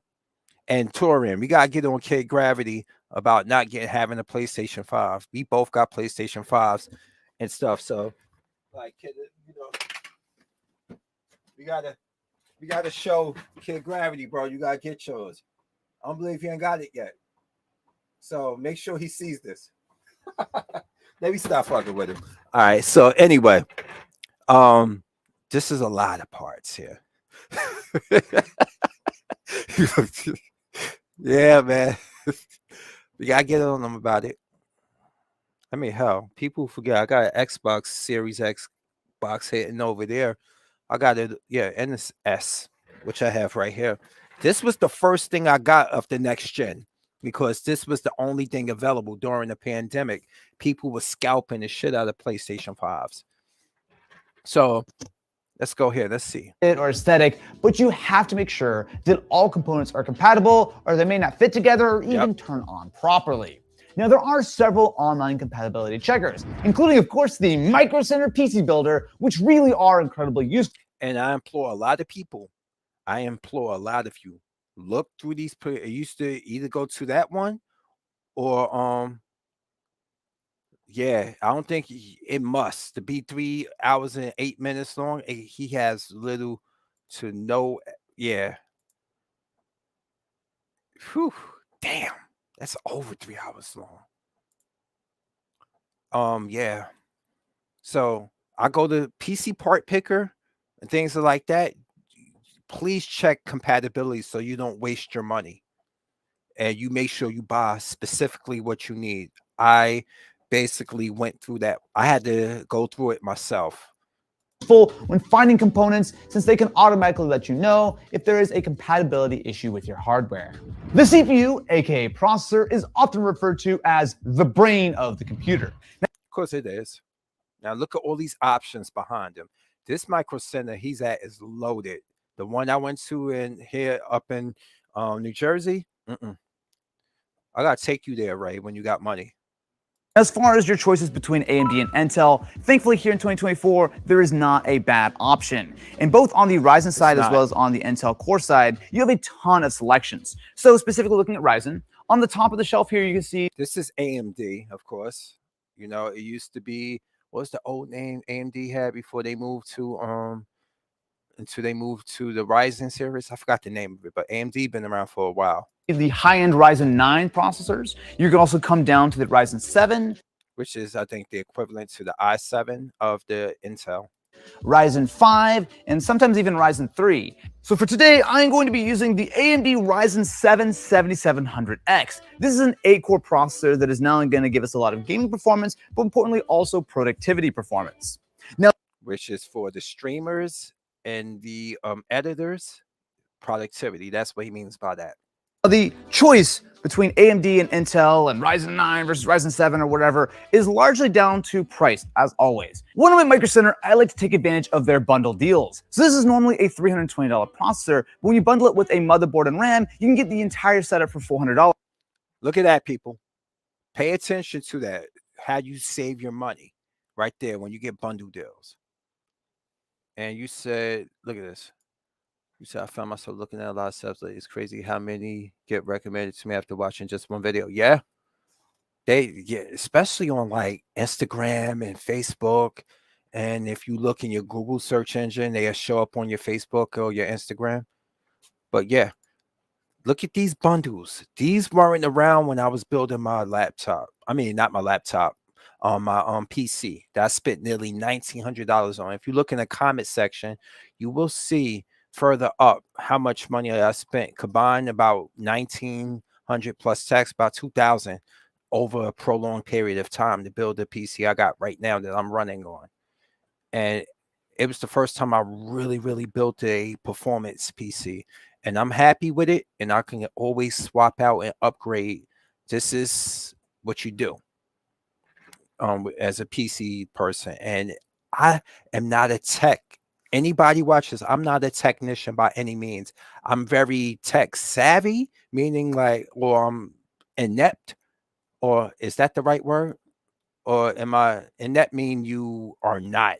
Oh, I'm sorry. I'm very I can't really call it right now. I just have an ability to I'm just naturally inclined to this type of stuff and building things too, like carpentry. I built a lot of these cases I have here, that one right there, I built right there in the corner. If you see where I keep my figures at, I built that one too. So I'm just really good with shit like that. saving you a ton of money. Oftentimes, I let this dictate some of the parts that I choose because you can save an absolute fortune by getting a nice little bundle, and you know Yep. If you get your, I'm sorry to keep interrupting, but we're not going to watch this whole thing. But if you get a good bundle, that's the bones, and you can build it around that. That's the center right there. That bundle with that motherboard in that, and you can build everything around being compatible with that and end up saving money, like he said. Because if you got them together, you can delegate more money to the GPU unit, or maybe you might find another bundle for other things that are compatible with that bundle, and you save a lot of money. This is my first time watching this video. Maybe he'll say that. that it's all going to work together. The last big thing to pay attention to is the socket and generation. This will determine what kind of motherboard you can pair the CPU with. This also determines what kind of upgrade options you have. Yes, if you're doing a single, if you're buying them singly, look at the pins, and you make sure you look up the motherboard so you can know those pins match, because you got different size processors and you have different size motherboards to take it. You might have one that takes a certain amount of pins, and this one has far less pins. It won't fit, and you have to go through all the rigmarole trying to buy it or exchange it. If you opened it, they might not take it back. They might get credit. It's just make sure you go to those part picking websites he was talking about. Have in the future. Next, we're going to choose our motherboard. So this is an important component to pair with your CPU, because while many components in a PC build are fairly universal, you could take a graphics card and install it on almost any PC, an SSD will go into almost any PC, but the CPU and motherboard need to be paired fairly close together. So I grabbed this, which is a Gigabyte B650 Gaming X AX V2. You're going to see that it is an AMD Ryzen socket AM5 board. Now, you see that AM5. So keep a note with that. Now, remember, brand and socket are important here. You cannot take an AMD processor and put it into an Intel motherboard. Pay attention to this. He's spitting. But I mean, like, you got to be careful. Intel to Intel, AMD to AMD.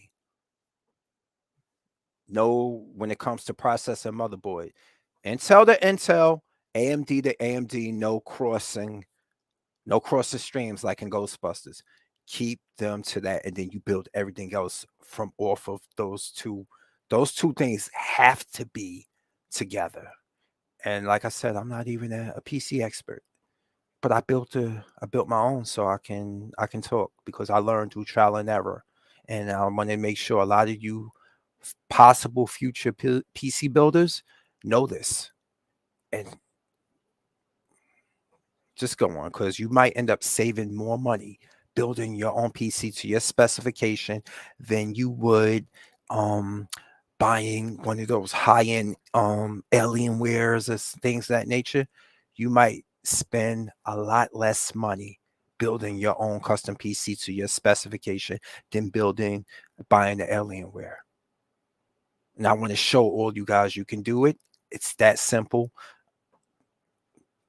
PCs for life, and not for gaming, just for everything. Just if you want to do a lot of stuff on there, you really need to. And I built all of this. I purchased and built hands on a lot of it.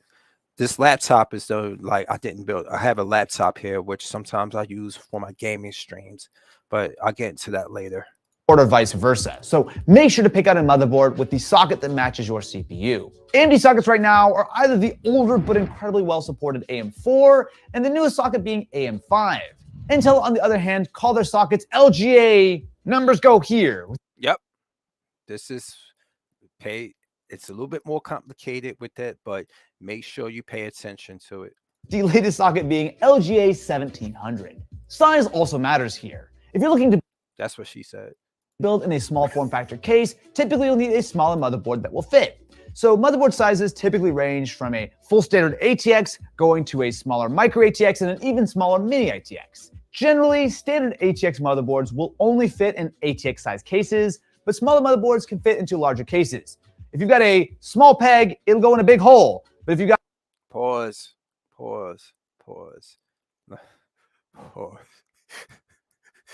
Oh, where's it at? But anyway, you get what he's trying to say. Got a big peg, it only fits in the big hole. Bruh. Okay. Anyway.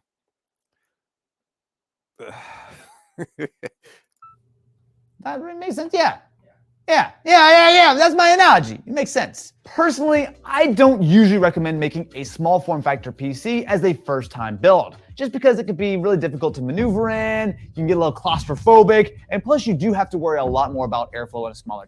Exactly. When they all when people are all, when you got a bunch of people stacked up into a small area, people start sweating, you start smelling people and shit like that. These parts everything starts to overheat. This is why I built the one the size I built. It's a medium size one. I don't need a large one. I need something to fit under this IKEA desk that I bought. Okay, but anyway, let's continue on. Fair use. Chassis. And troubleshooting can be a bit of a nightmare when cables and stuff is just really, really tiny in there. Yep. But don't let me dissuade you. If you're up for the challenge, by all means, go for it. I'll just say a lot of first-time builders have a much easier time building in a larger chassis. For a first-time build, you probably want to opt for a standard ATX or a micro ATX for the most amount of options possible. Next up, we're choosing our memory or RAM. Now, this is a Memory is very important, people. Very, very important. Especially now that SSD has become the new standard. Basically, it loads faster. It's so much better. a very important component in your system. So for this video, I'm going to be going with the G.Skill Flare X5. So this is specific. I'm talking about SSD. He's talking about RAM right now. And this is for processing speed. I have 32 gig on board. 32 gigabytes running at 6,000 megatransfers per second. Memory, commonly known as RAM, is kind of what it sounds like. It determines how much data your PC can hold in short-term memory. This is very important for multitasking and active programs such as web browsers, video editing, graphic design, and even gaming. One thing to keep in mind is that DDR5 is the latest generation of RAM, but DDR4. Yeah, I built this when it was DDR4. Like really, 5 was just coming in. So my motherboard take what it can take. Let's see. 4 is still widely available. DDR5 is faster, but currently more expensive than the older DDR4 generation. Yes, so keep note of that. Fair use, fair use. So the decision here is always going to be what kind of memory does your motherboard support. So if you're using an Intel processor, you could actually have either a DDR4 or a DDR5 motherboard. Really. Wow, so that means I could upgrade to this eventually when I feel like it. All right, I'm learning along with everybody else with this video. This is why having a PC is cool. It's upgradable. You don't have to just throw it out the window and get a new one right away. You can do so much more to it in future.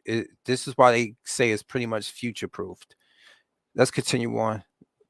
Really kind of depends. Typically, the cheaper motherboards use DDR4, the higher end motherboards use DDR5. There's not a massive difference in performance between the two, but you'll definitely want to make sure that you pick the correct RAM for your board. Now, because we're going with AMD Ryzen 7000, our decision's already been made for us. We have to use DDR5. And the good thing is, this is actually part of the bundle that I'm picking up here at Micro Center. So I'm going to make this, the motherboard and the CPU all together, which means that not only am I saving money, but importantly, I also know they are fully compatible. When it comes to choosing this, and like once again, compatibility is key. It's very vital building one. Specific kit of RAM you want to look for, there's two things that I would say. First and foremost, get enough capacity. So you could technically get away with 8 gigabytes of RAM if you're doing a super budget PC, but really get at least 16 gigabytes and ideally 32. It is going to give you a lot of flexibility in the future for multitasking, gaming, all that kind of stuff. And it's not that much more expensive. On top of that, make sure to get... You can get them all together. You can get 32 for $100. You can get 32 gigs for $100 if you buy the right ones. Like you can. You definitely can. I just saw it on Best Buy right here. I'll show you right here. Hold on. Right here.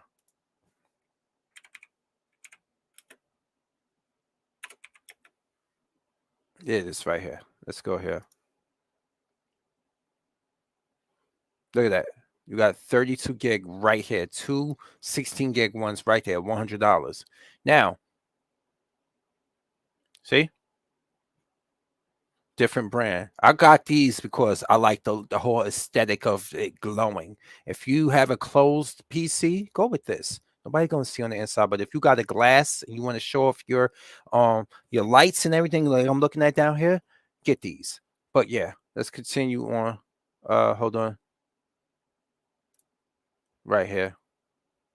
Get a dual channel kit. So sometimes if you wanted to, you could get a single stick of memory that will fully function. You're not going to break anything, but you're going to be leaving significant performance on the table. Your CPU and your motherboard are both designed with dual channel memory in mind. And honestly, the vast majority of the kits here at Micro Center are going to be in dual channel configuration. So just keep that in mind. Get at least two. I'm gonna end up putting 64 on the board. If my board could say 64, I might end up doing that. Damn, watching stuff like this, it's a danger. Like figure collecting, dangerous from a financial standpoint. Let me just calm myself. Woosah. 2 sticks of RAM at a minimum of 16 gigabytes for a gaming PC in 2024. I think that's a very safe thing. 32 gigs if you can swing it. February is Build Your Own Month at Micro Center, which is the perfect opportunity to build, upgrade, and importantly, save with a bunch of great deals. And this is recent. He put this out 2 weeks ago. So the month is almost over.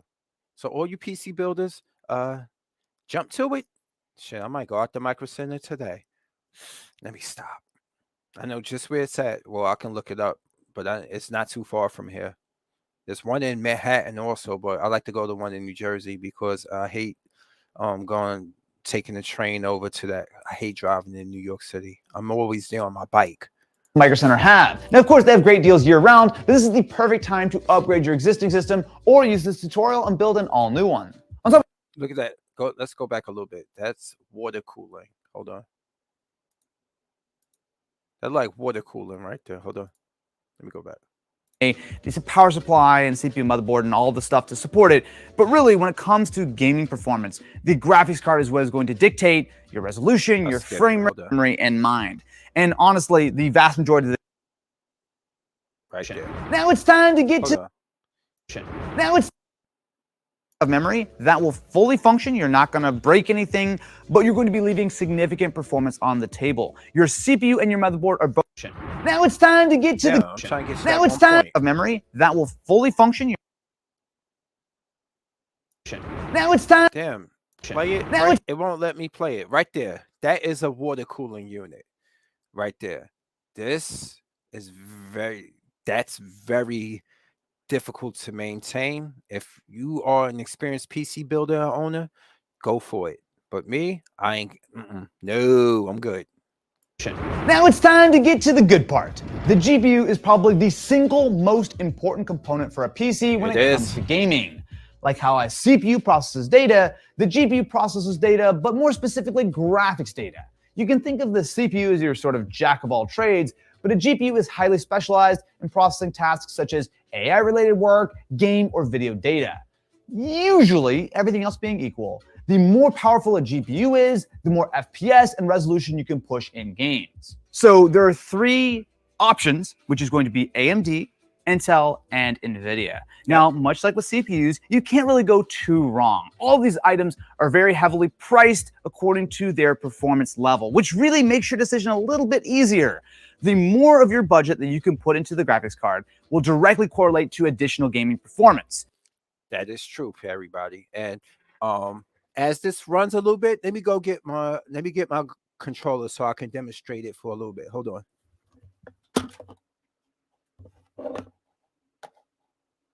Now, you want to be a little bit reasonable. You don't want to be like SpongeBob with one huge beefy arm or one little noodle arm. You want to make sure that you're getting a decent power supply and CPU motherboard and all the stuff to support it. But really, when it comes to gaming performance, the graphics card is what is going to dictate your resolution, your frame rate, all of that kind of stuff. So for this video, I am going to be taking advantage of the fairly new RTX 4070 Super. Now, this currently is running about $600. Obviously, prices will vary by the time you watch this video, but it's a pretty high-end card, okay? So this is going to deliver plenty of performance for some 4K gaming, some higher frame rate, like 1440p gaming and whatnot, 12 gigs of RAM. It is a good card, generally speaking. You can go really in depth with graphics cards, but the two most Those things cost, people. Now, I want to demonstrate. We get back to this later. Oh, well, the Corvette right there. You got the Corvette, the cases and all other stuff. We're going to go to that. But those are the main essentials. Let me see if I can leave out all of this for a moment. Give me one moment. I want to demonstrate something here. All right, now, let me see if I can go to here.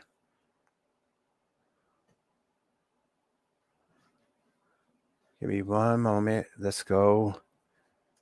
I want to set up something for you so you can see what I'm talking about as for performance. It might not come out too good because I'm streaming at the same time, but I want you to see something. Let's go.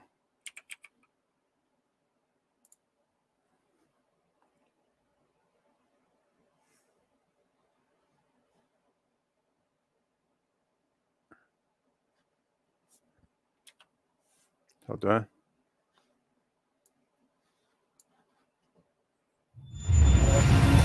Give me 1 second. I'm gonna work on.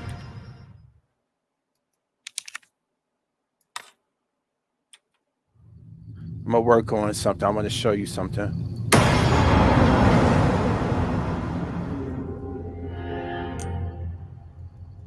All right. Come on. Leave from out of this.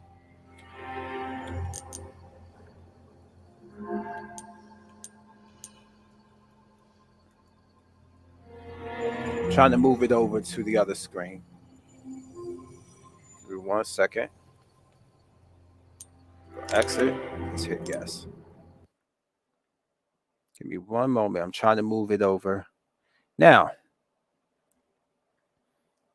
give me 1 second. I'm going to bring it up on it and see if I can bring it up on this one. Let's go here. It's going to still launch on the first one. See, I'm still trying to bring it over to the second screen.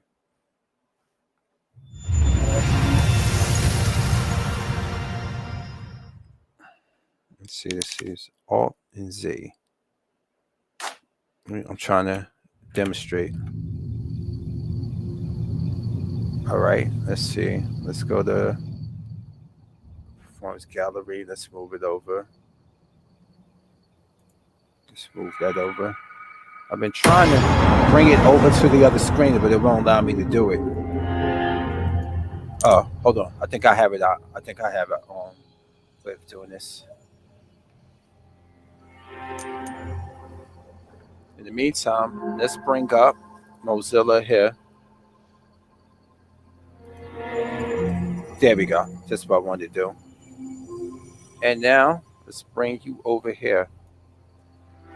There we go. That's better. Now, I want to show you, demonstrate it for you right here.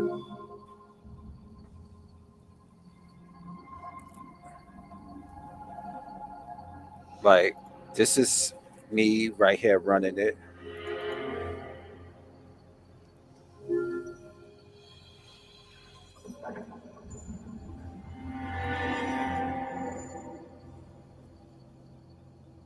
All right.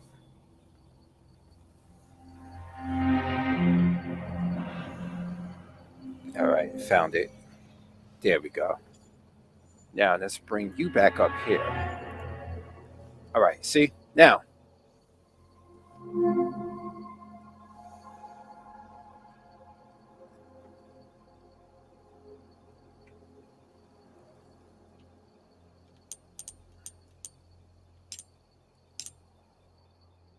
Now I'm going to show you just a demonstration. It might be a little slow because of me streaming and running this game at the same time, which is a high performance game. But as you can see, look, you go Leon. See, it's a little bit hiccupy because of that. But this is why I use my PC to show you to play the game. And then when I'm doing the stream, I will show you basically how to for a reason, stranger. I will use my PC to stream the broadcast and then stream it to, I mean, my laptop. I would use my laptop and stream it through the laptop from my PC, so it can take the load off of doing a live stream. But let's go here. Right here. See? Zoom in.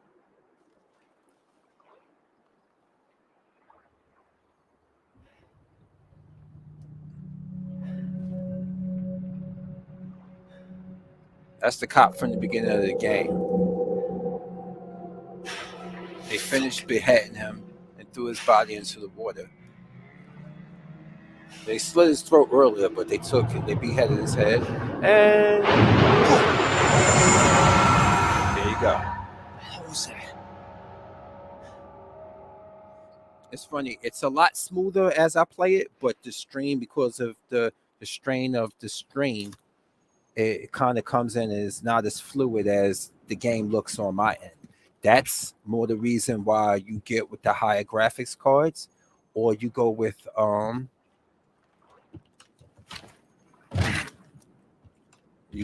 the how can we say the DDR. All that comes into play.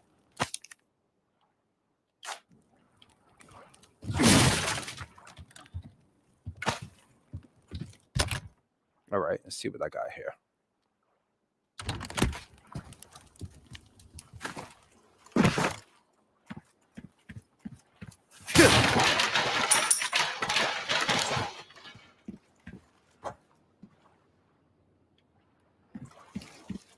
You see, those don't make noises.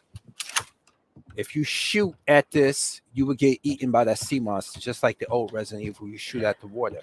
But if you use a quiet means of shooting, like here, see, you can take that out like that. This insignia. Let's see if I can hit it with this, because these don't have the most, they don't have the best accuracy. But these don't make noises. So you can shoot better from here. But if you shoot into that water behind you, you're dead. Nope, that didn't do it. Got it. There we go.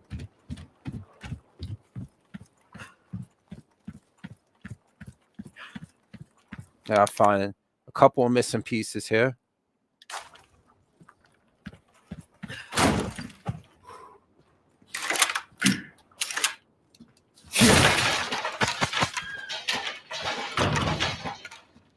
Yellow herb, huh?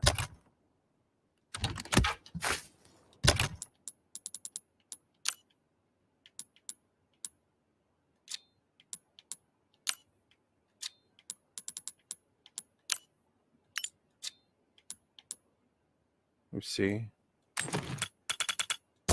There we go.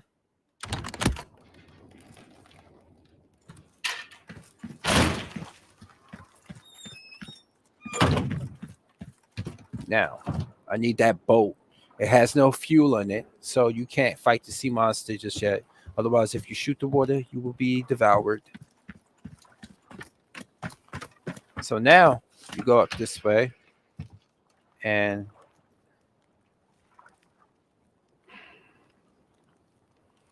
okay, let's go here. Give me one moment. Just trying to get some things going here.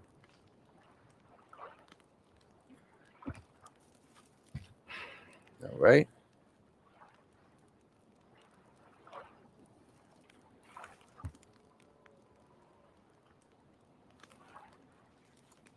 Yeah, right. Where do I go? I go through here, don't I?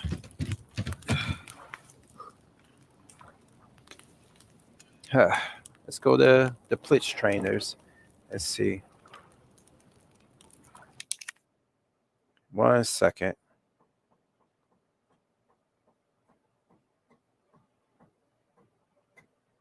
Going here. We're gonna go with the Plitch trainers because I always use those.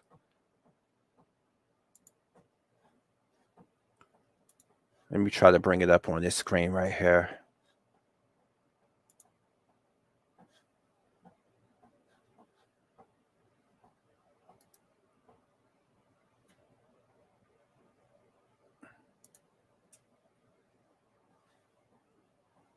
All right.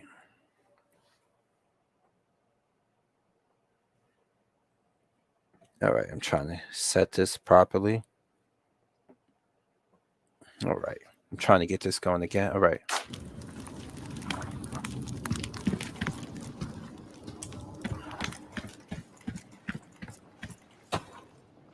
Uh-oh, I saw that loading. When you saw that loading sign, you know something about to happen. You know something about to happen. What am I walking into? I can hear them talking, bro. I can hear them talking.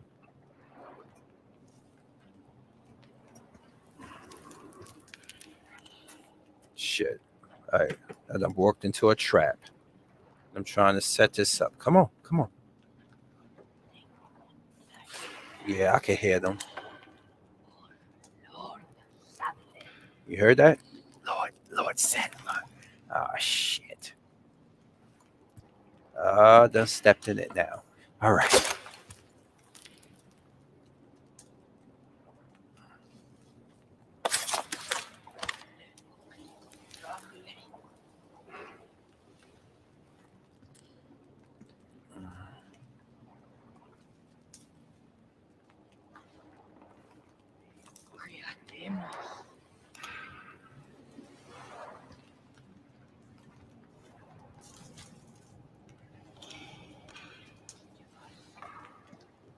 I'm really, sorry. Trying to bring this up. All right. Because I'm having technical difficulties with the sound of this.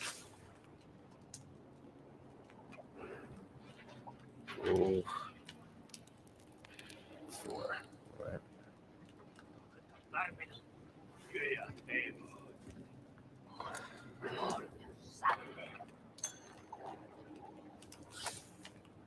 All right.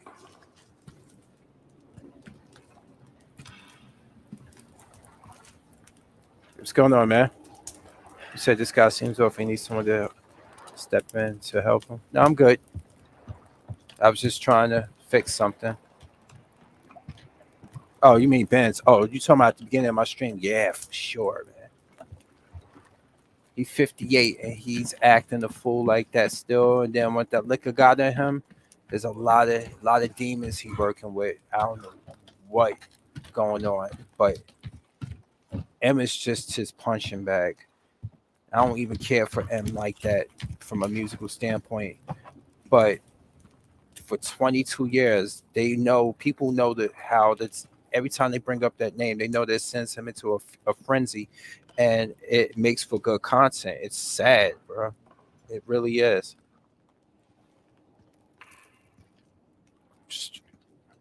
You could creep too. I was just trying to fix something on here. Hold on a second. I think this is how I do it right here. All right, there we go. Just what I was looking for. All right. All set. All right. Now.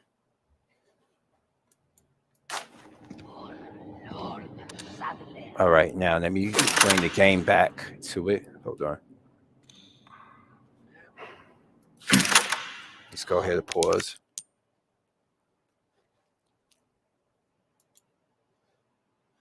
Let's bring it down here.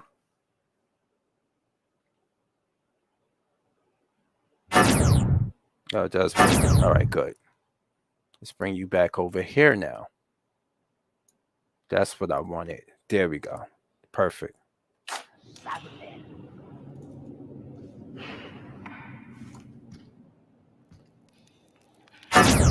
All right.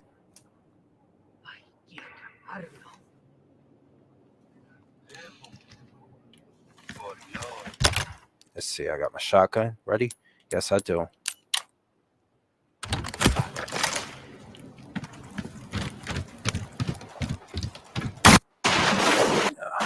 Oh shit, it crashed. Oh, come on, bruh. The game crashed on me. See, this is what I was trying to fix. You bastard. We sorry for the inconvenience? You fuckers. Let's see if I can fix this. Oh boy. Oh dear. See? This is why I probably need to update my graphics card soon. And my DDR I want to increase. I gotta see what's the maximum I can take on the board. Ah, fuck's sake. I'm gonna fix this. I'm gonna fix this. This is why when you're doing this, you gotta run. I use a PC, a laptop as a source material to fix this whole situation. All right, let's try this again. All right, we're gonna. That's the problem. See, now you're seeing in real time exactly what you have to deal with building the right PC for performance. I can't stream and run a game at its optimal settings at the same time unless you spend more money on building a PC. And the PC is tough to build like that. So that's the situation where they whew, well, let's see if I can get this run again.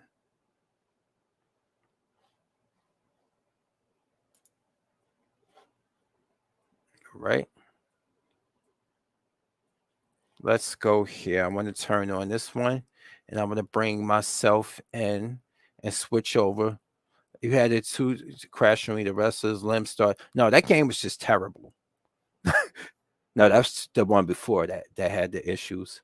But 2K, when it comes to glitches, I'm not surprised to hear that. It's been an issue for a long time with them. Let me actually go to Mozilla on here and come in.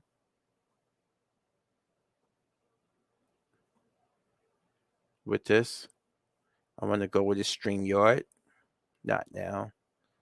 And I'm going to come in as a secondary on this one. Hold on. Now, into Studio. What I'm going to do is see if I can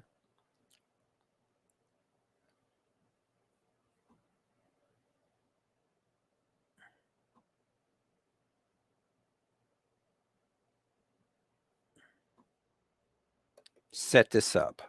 Now, I'm going to come into on my laptop.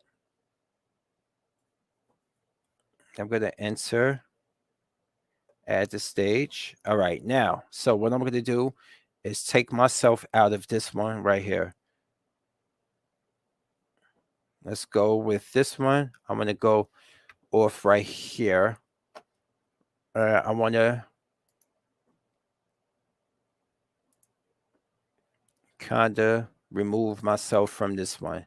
It's going to be a unsynchronized. No. Matter of fact, yeah, I'm going to do that like this. So you can see now I can dedicate. I'm going to leave out of this one and just strictly only have myself here for gaming. Let's remove this right here from there.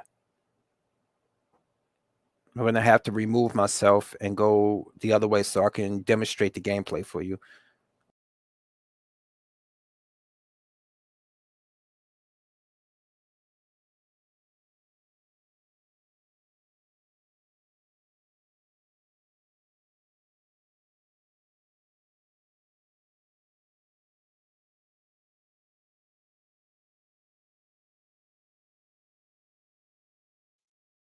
Okay. I'm going to have to go this way right here. So now, let's try to get back onto this. In the meantime, I'm going to fix some things.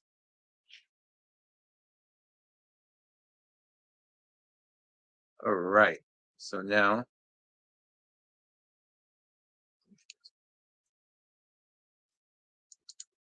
let's go down here and let's try this again. Let me try to go back into it.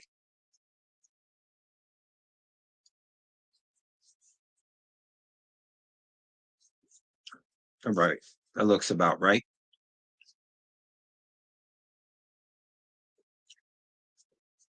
Let's see. Let's try this again.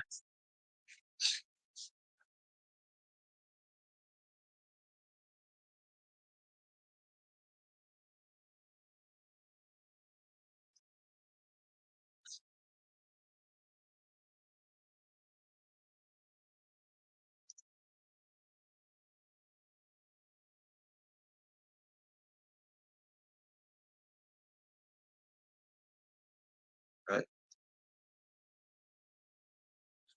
Let's try to get this going. Let's go here. Let's go to this right here.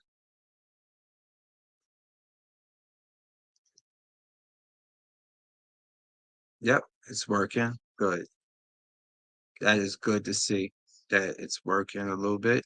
Let's go here. All right, now you see the Plitch train is on there now. We're gonna have fun with this shit. All right, so now let me work on bringing this one over here.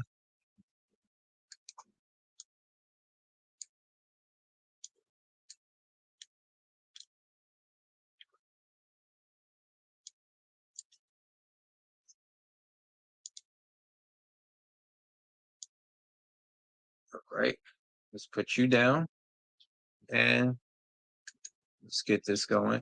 I'm trying to really run this.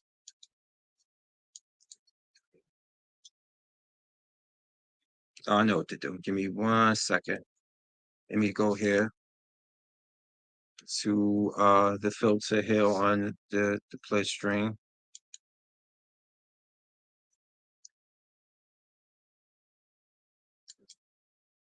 Come on. Come on. All I want to do is just move it over to the second screen. And it won't allow me to. This is the problem now, trying to run it on 2 different screens.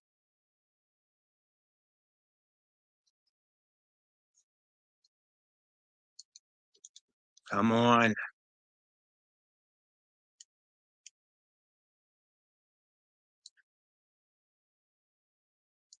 All right, let's do this.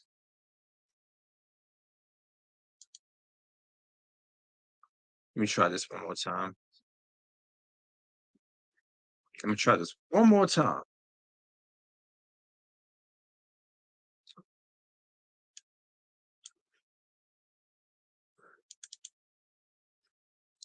All I want to do is just get this thing set up, run correctly. God, I've gotten so much gray. But I love it though. I love having the gray come in more. I wish all of it turned gray.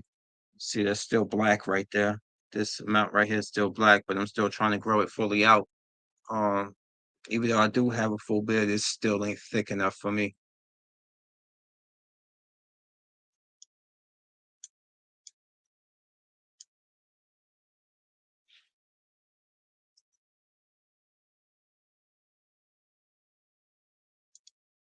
Yeah, it's not allowing me to run it over to the other screen.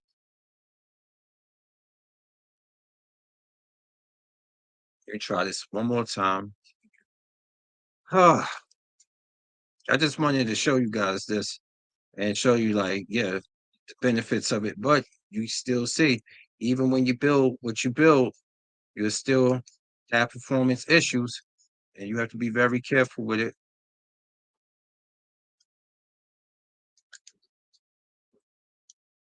And you gotta know how to. It doesn't happen overnight. You gotta learn a lot of stuff about PC and the specifications, especially if you're gaming on it.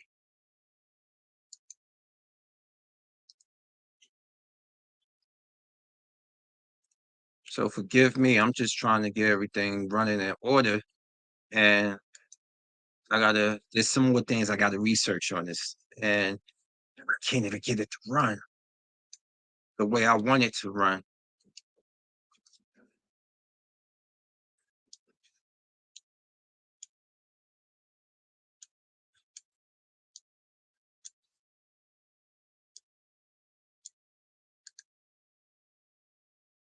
Let me see, show more options.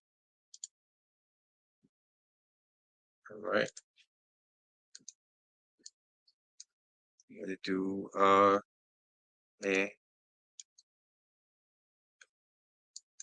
pause in this one. You can do a pause in this one. And I'm gonna do completion results. No, not that. Results, this standard. I see all of this. I still can't get it to go, man. Damn it. And this is me pulling it over. I'm now streaming on my laptop, which I got right here with my secondary camera.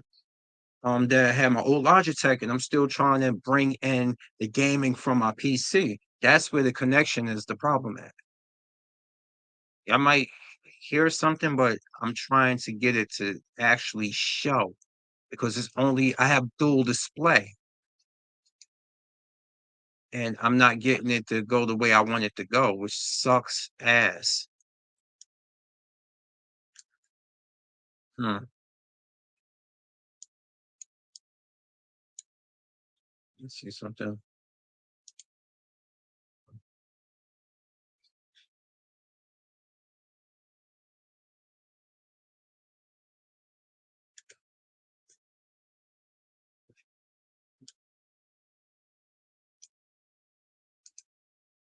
Let me see something. Let's go display settings.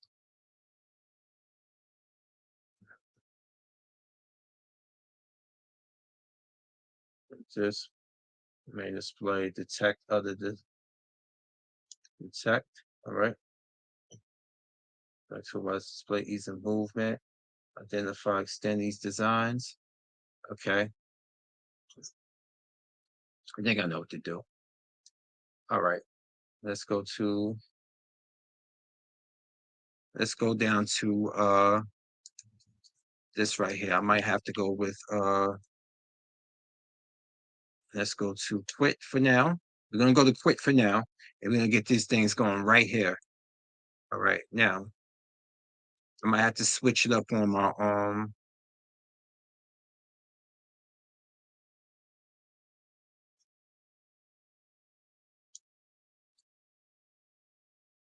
I know what I gotta do. Let's go exit.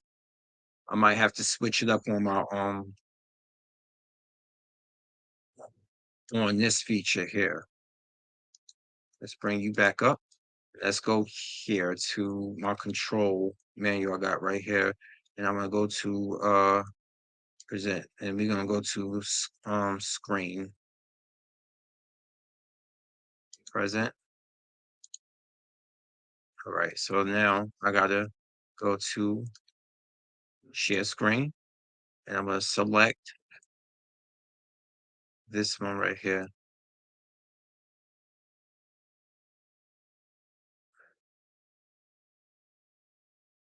And then go to screen one, so you can still see allow, and you're gonna see this. Now, what I'm gonna do here is bring up just let's reintroduce the game. And let's see if that helps. There we go. Now we're cooking.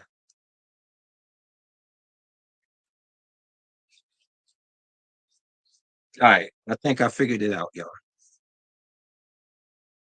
I got ants in my pants and I need to dance. All right.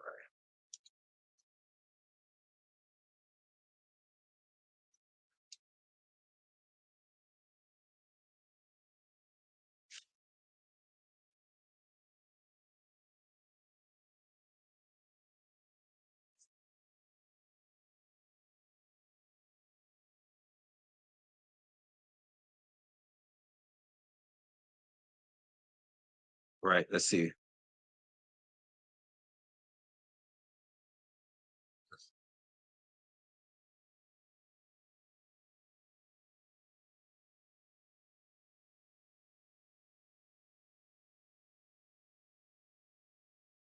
Hmm. All right.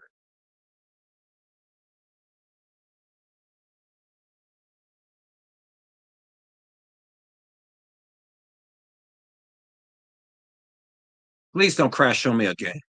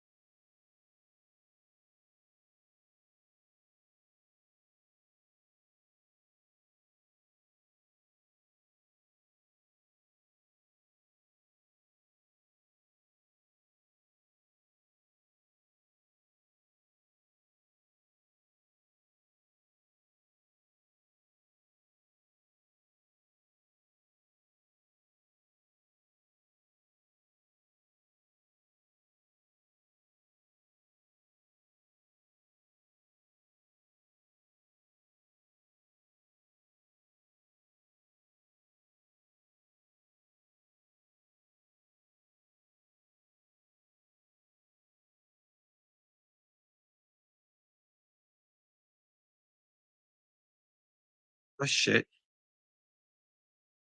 So you gonna be at the gym, pull up?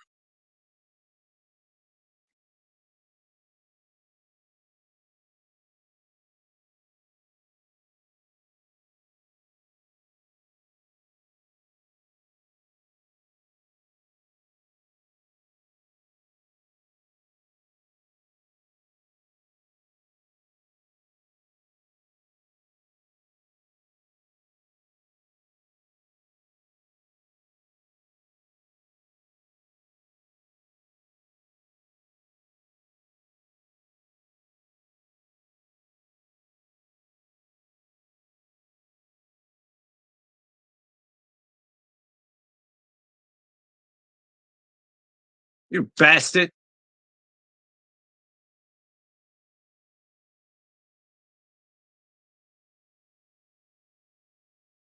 I'm out of ammo.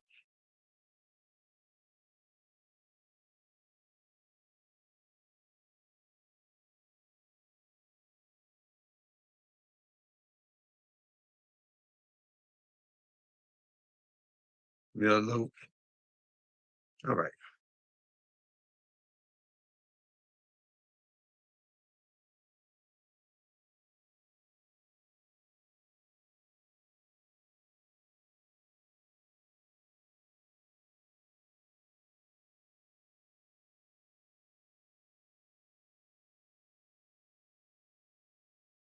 I don't have my space left. Shit. Okay.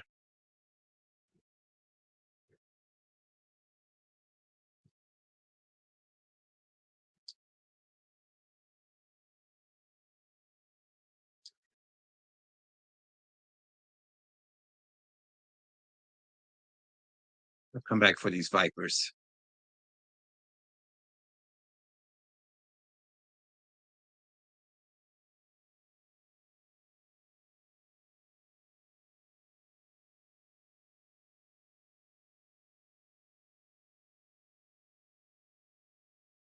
Hmm.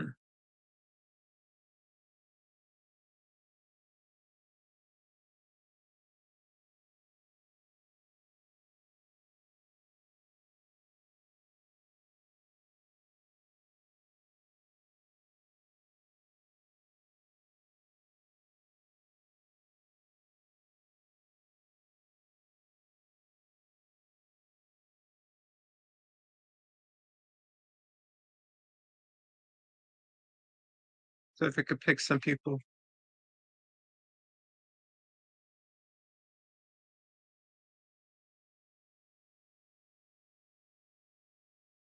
Why you spawn? Jesus. There we go.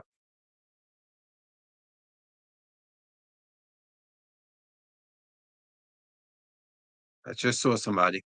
There we go. I just want to say, come out.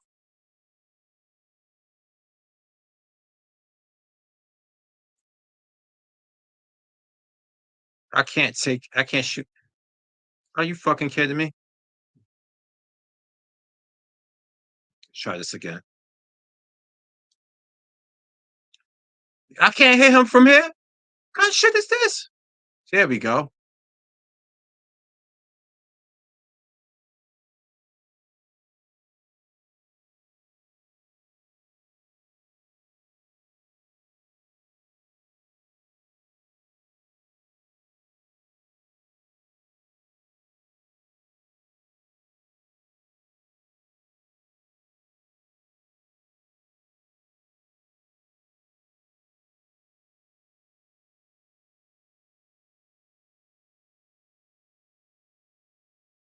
Gotta go down, huh?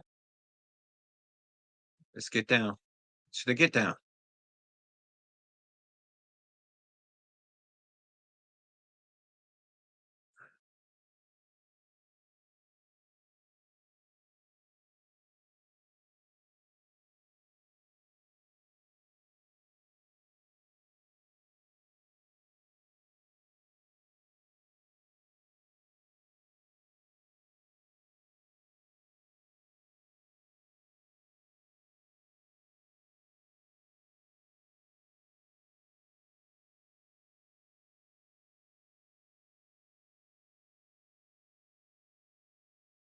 There's gotta be more people around here.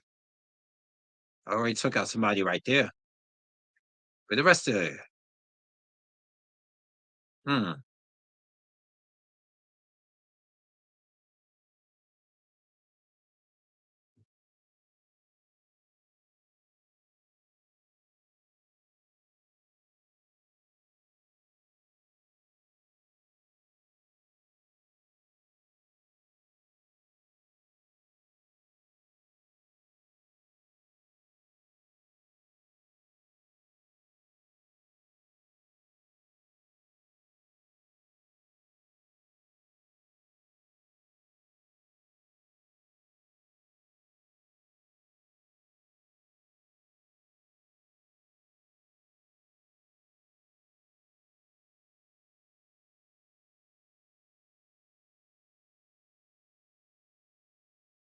See something.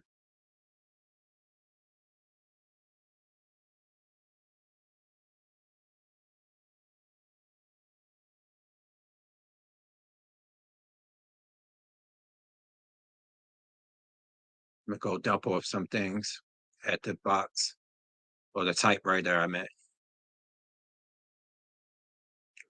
Or sell us some stuff. Just was testing this out. But I don't know how it's running. I'll look at the live. Sell some things.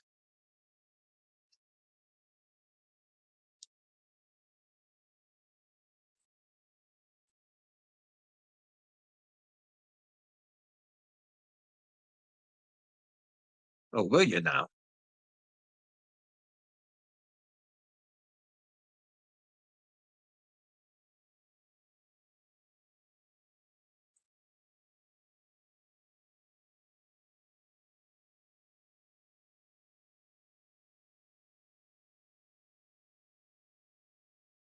Hmm.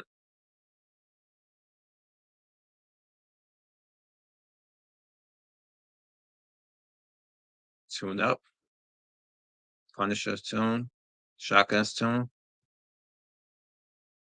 Combat knife.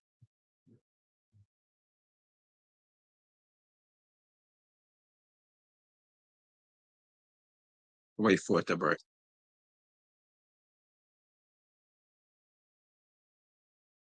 Hmm. All right, so you're leaving there. I'll be I'll be clearing up in a little bit.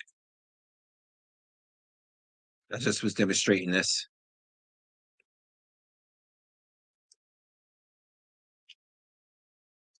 I don't have enough space for the TMP, but I gotta store some things.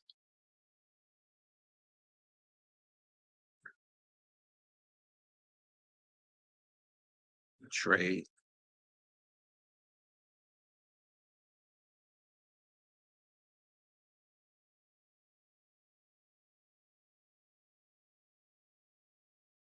Okay. Hey.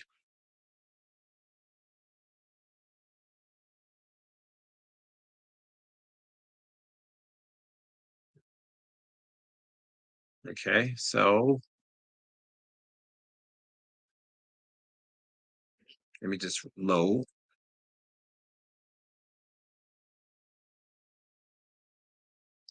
All right.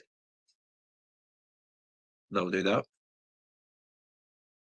Got 19 ammo. I'm gonna use some of these things to craft some shotgun shells. I'm still short of the gunpowder. So to free up some space. There we go.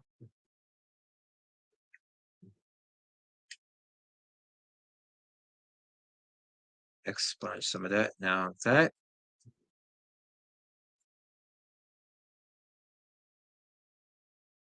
There we go. Laser sight. And that. Now I want to sell this kitchen knife to him.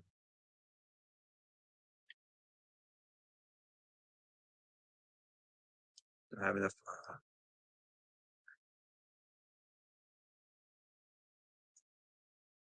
Got a lot of grenades. Let's see if I can store these.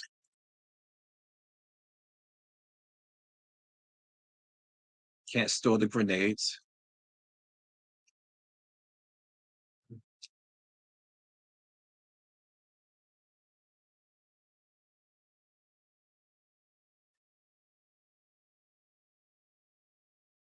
Okay. So only the weapons.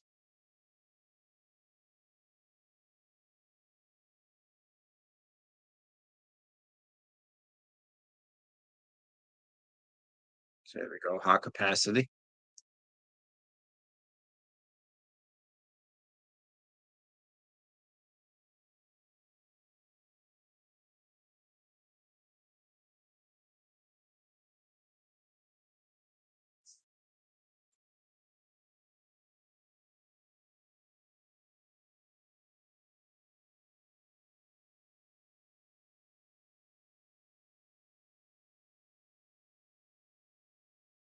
Okay. Let's get it. Almost forgot this.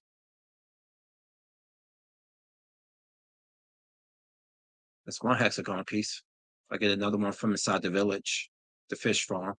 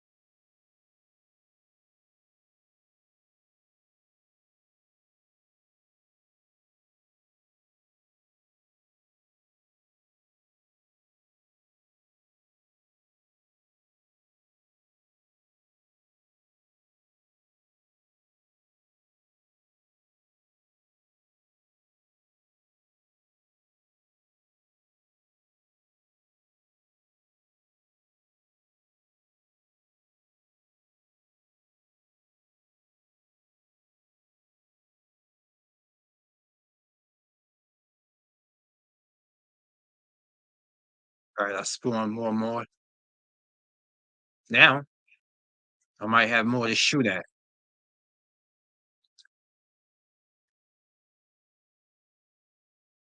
Let's take a look.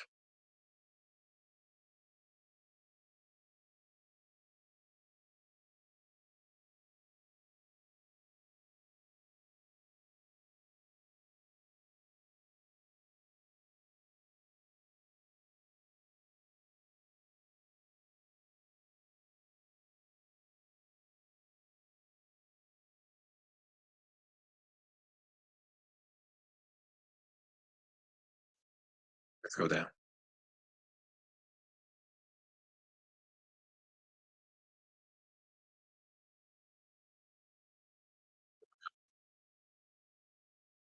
Oh, nope.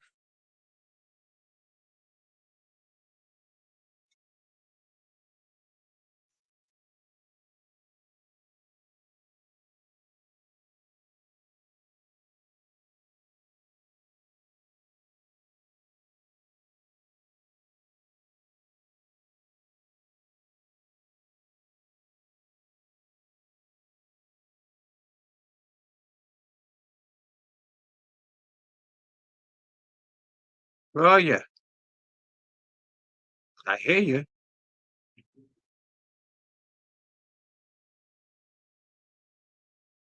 Oh, I see one.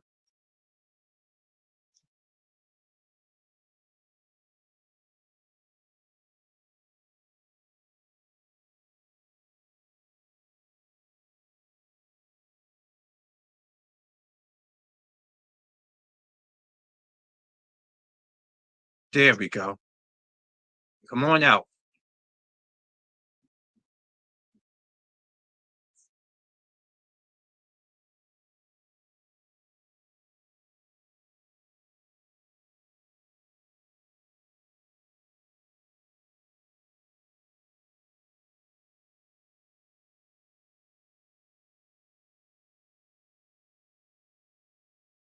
You're talking a lot of shit in Spanish, but where are you? There we go.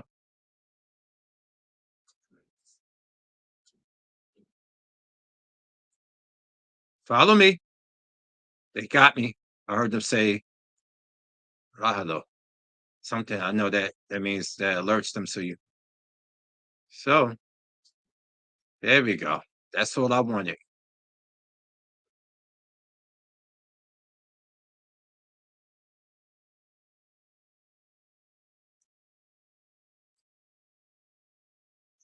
That's fine.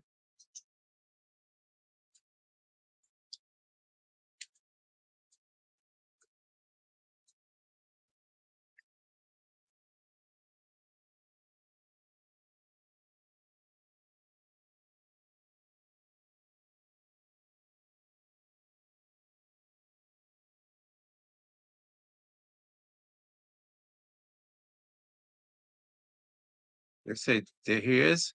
Yep.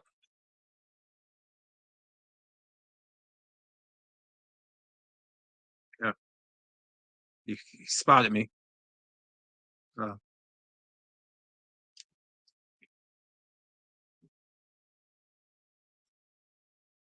there we go.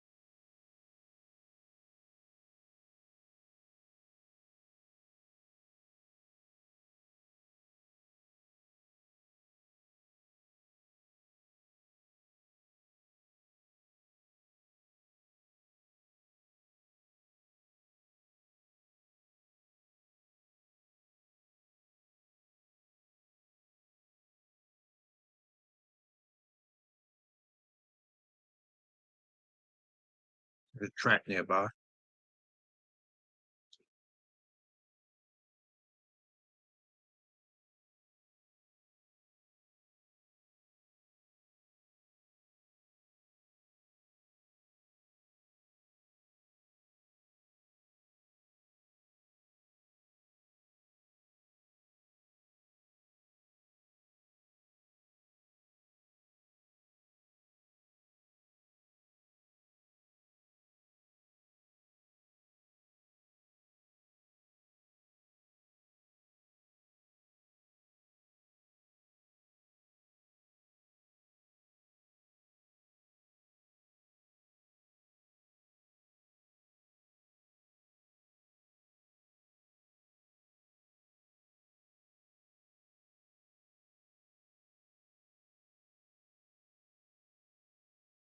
Knew that was coming. By the time I heard it, it was too late. Oh, here you go.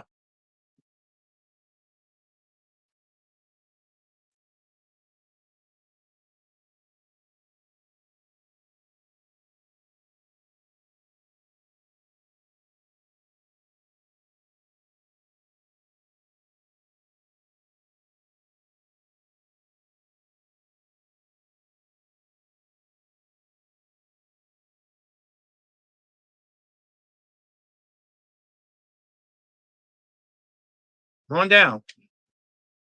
A murder's just one by one.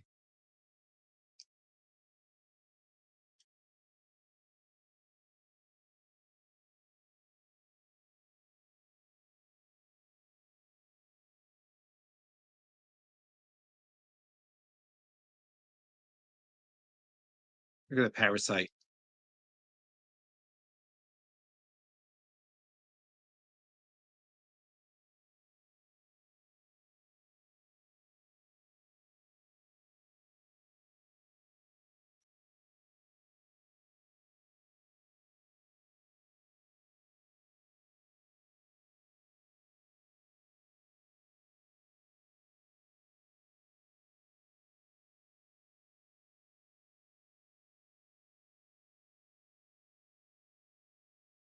Hmm. Take this stupid thing off my thing. All right. Out of my way.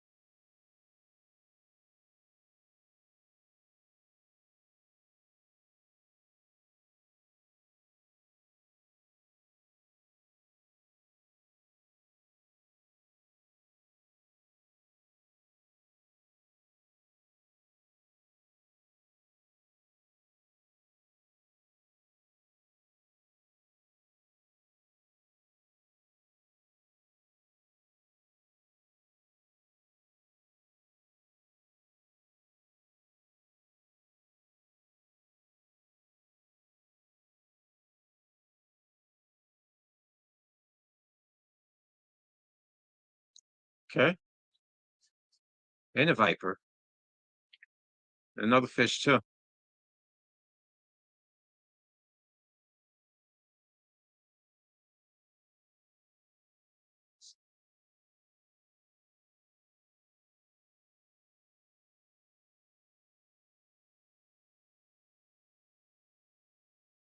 Wait a minute. Hold on.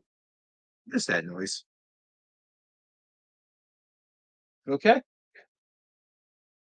Chip. All right. That's weird. All right. Let's keep going.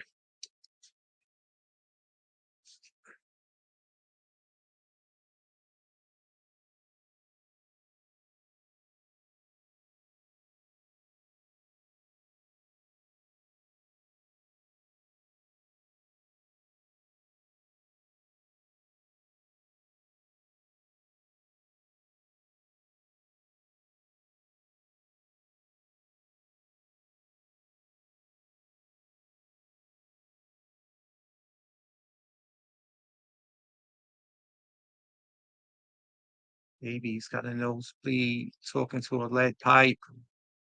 Strangers think they know me. Photo of my best side. Yeah.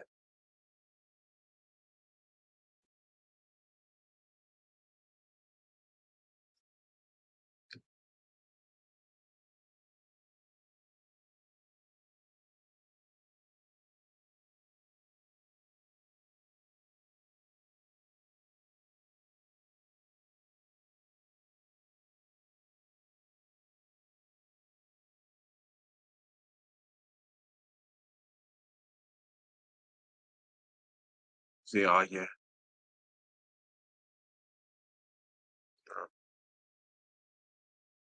This one.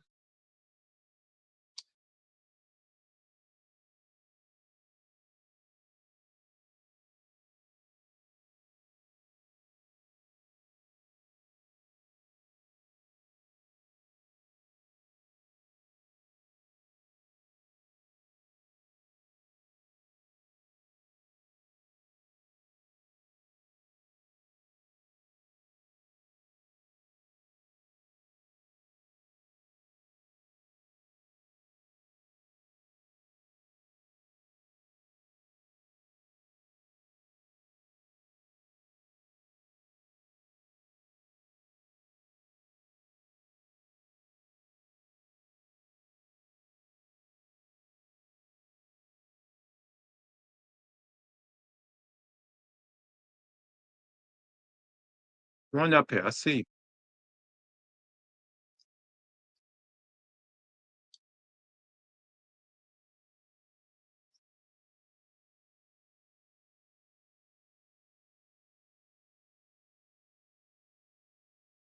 Huh?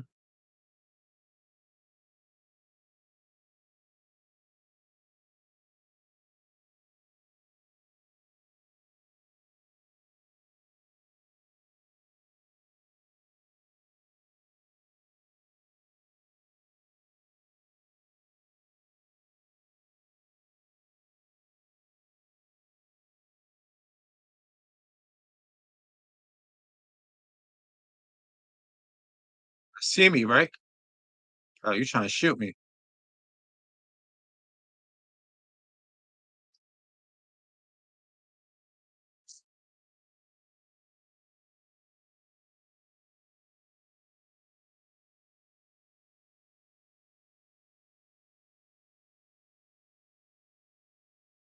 Hello? What's going on?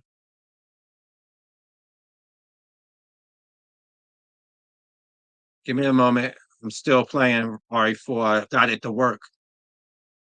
Ah.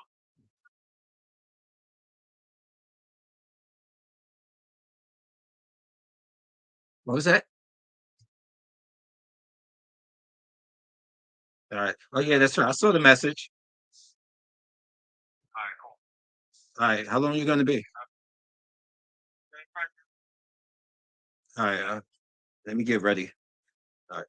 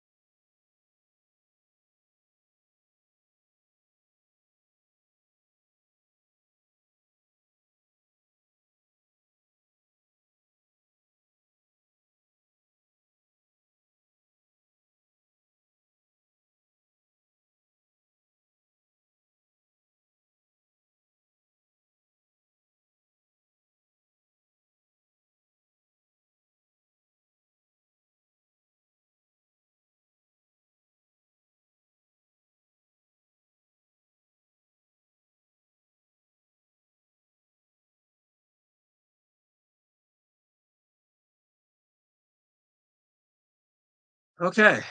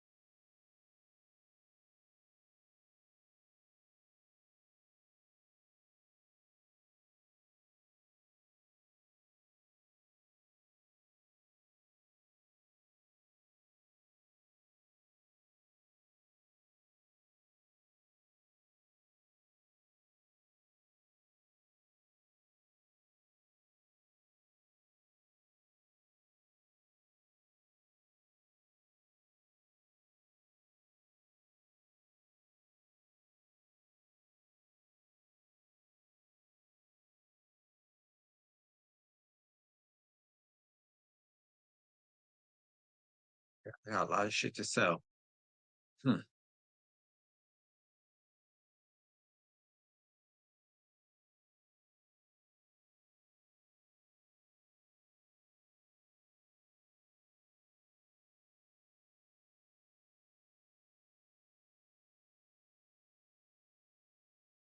Yeah, I knew her the treasure.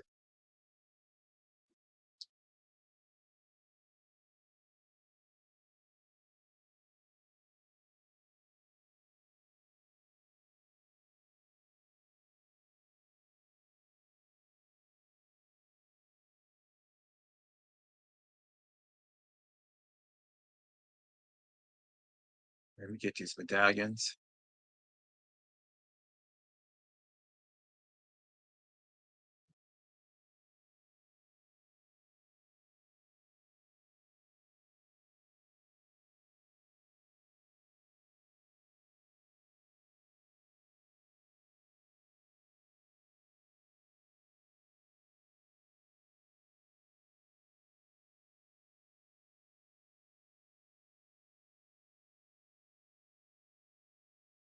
So I have one over to my left and right.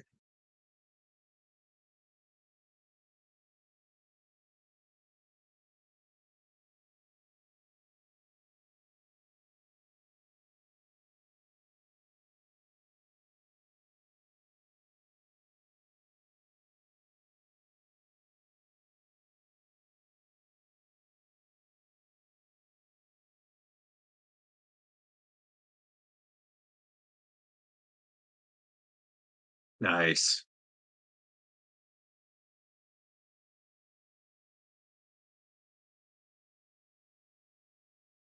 Now let's see where the other one at.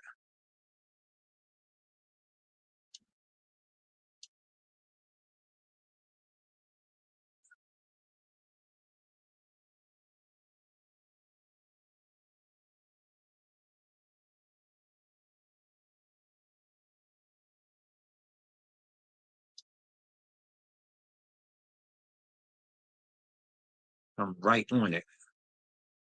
So is it above me or below me?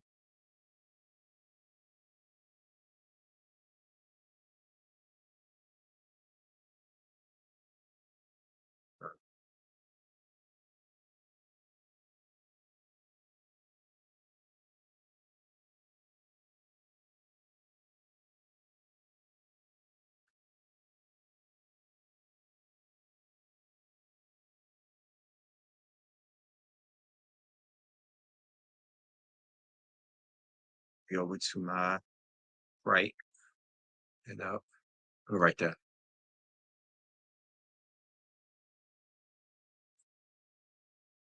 Got it. Right. Now let's go back around.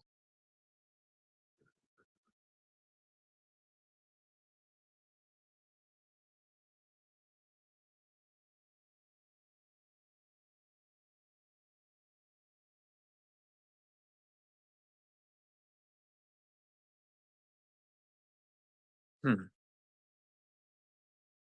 That's just my hearing playing tricks with me.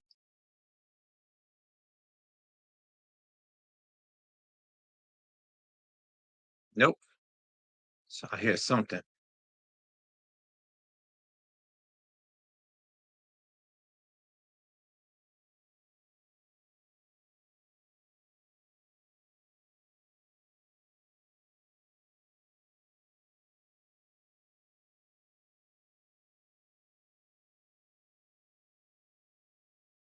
Back for those. I don't have enough space. Shit.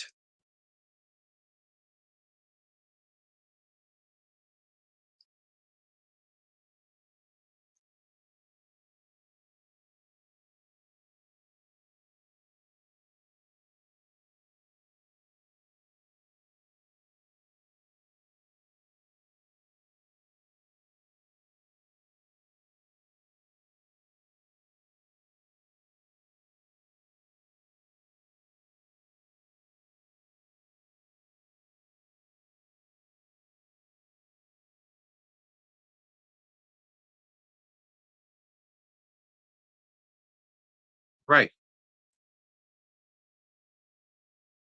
Hmm.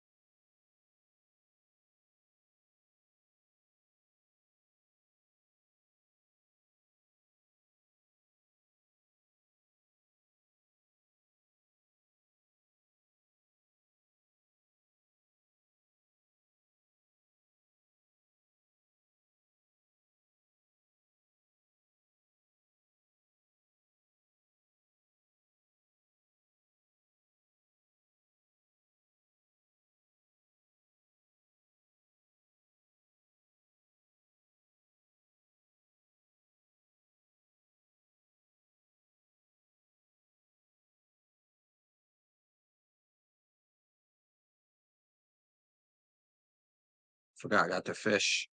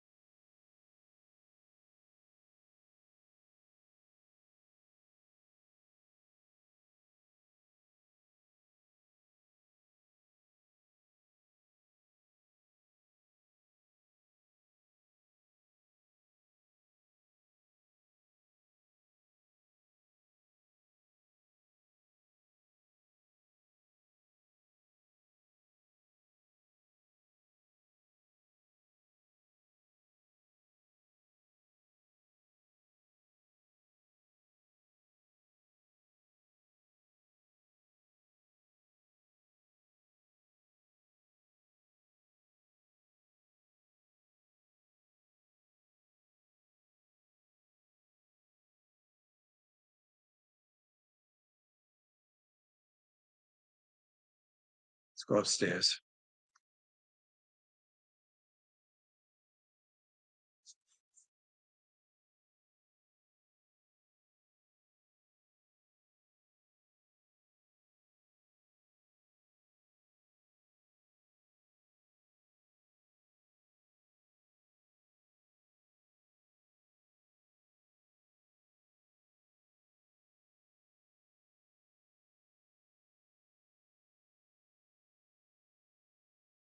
Have fun.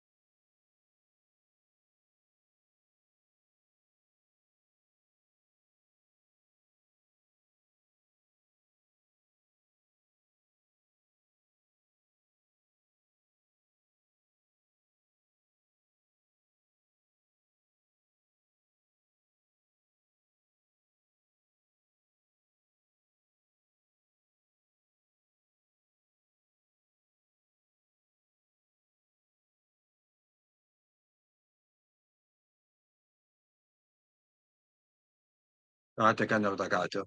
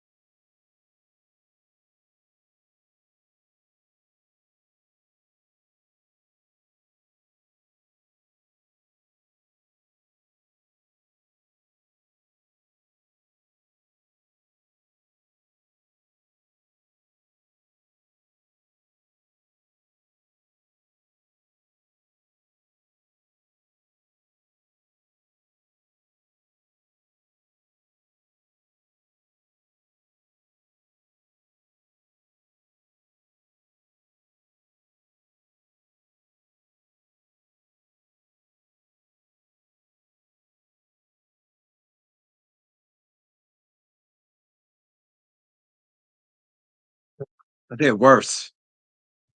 All right.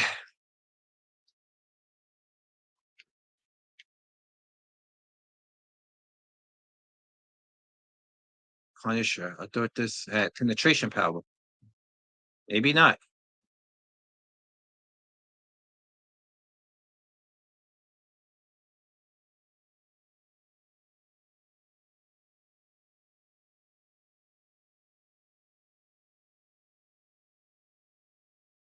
Hmm. Let's see something.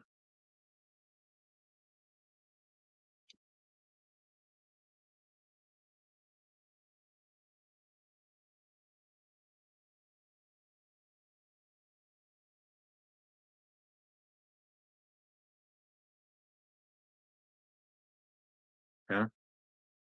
All right. Let's get more.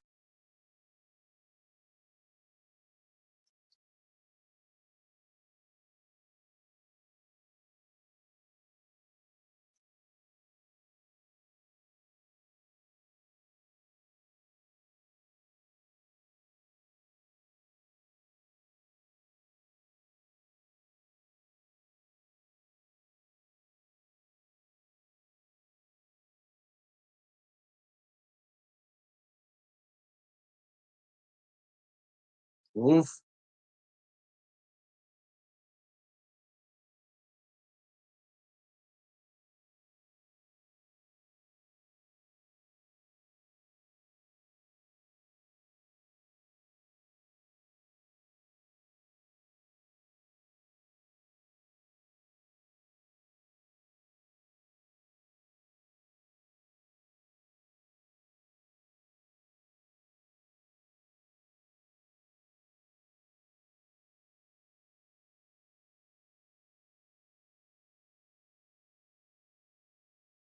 All right.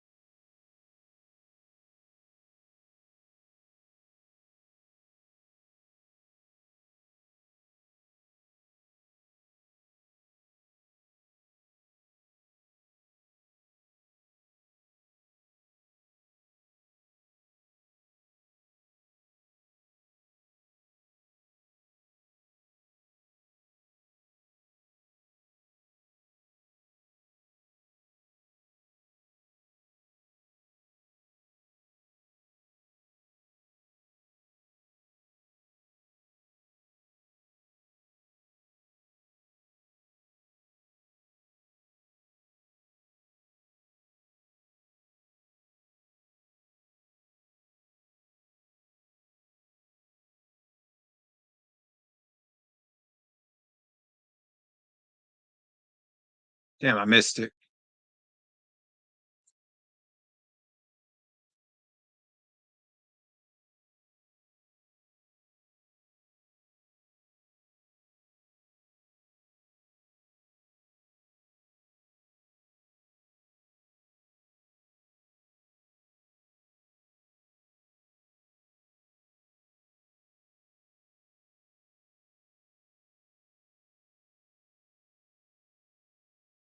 Royal Pirates.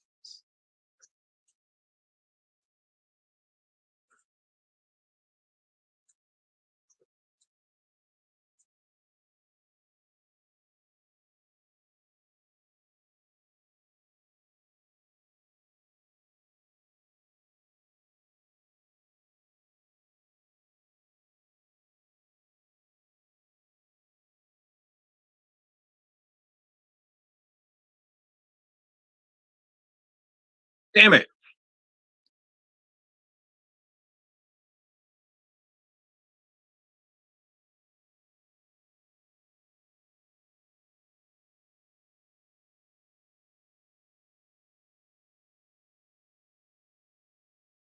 Oh, come on, son.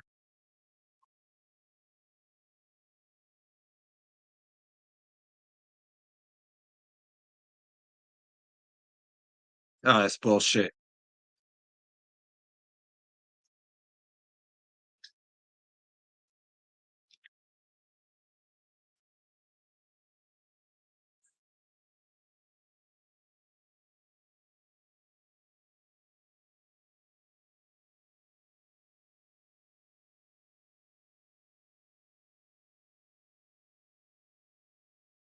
All right.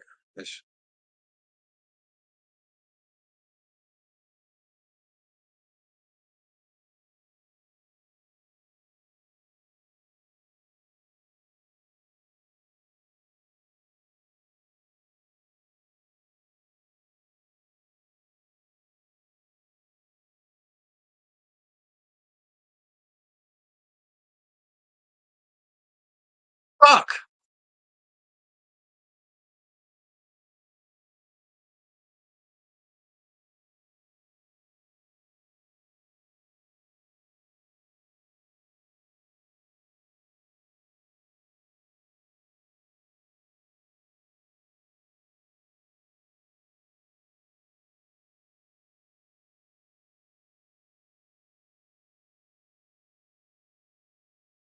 Damn it.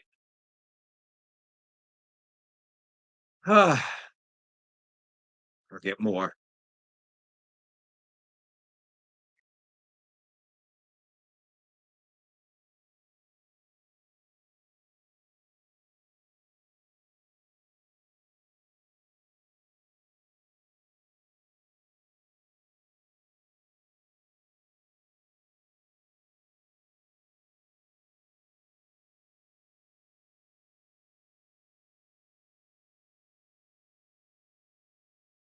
There we go.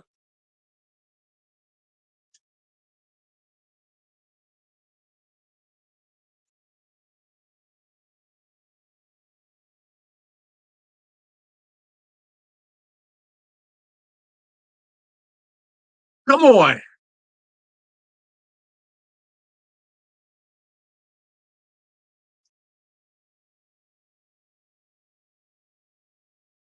Damn it.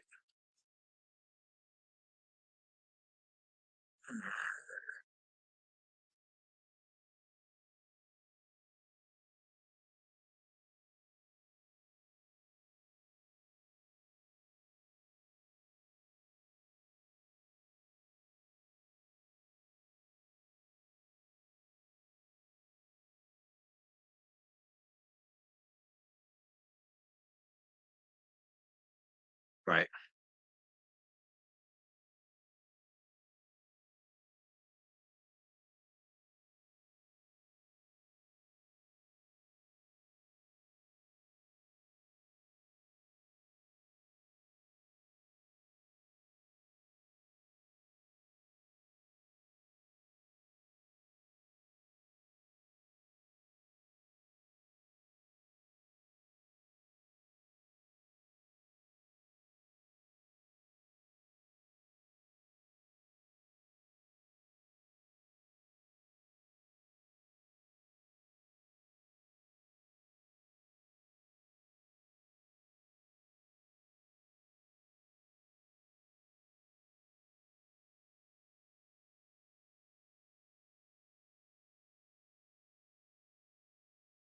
Oh, I see what I got to do. Damn it. There we go. I'm getting closer. Ah. Hmm.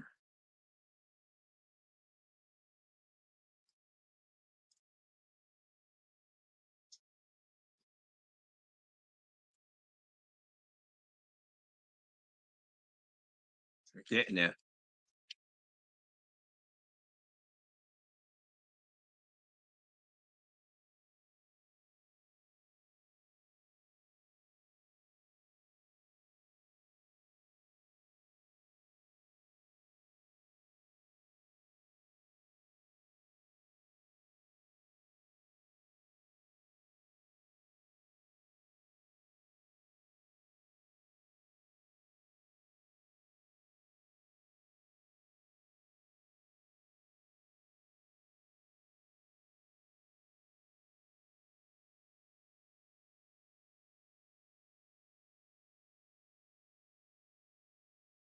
No.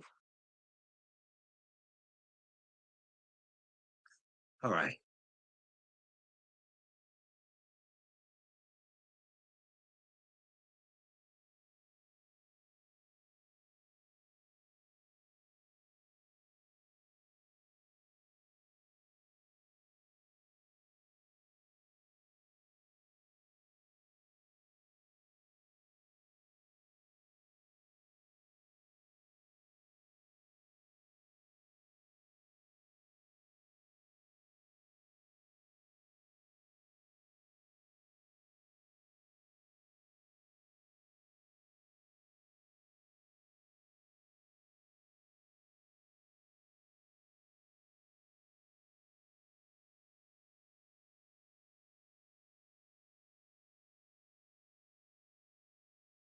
I gotta get this.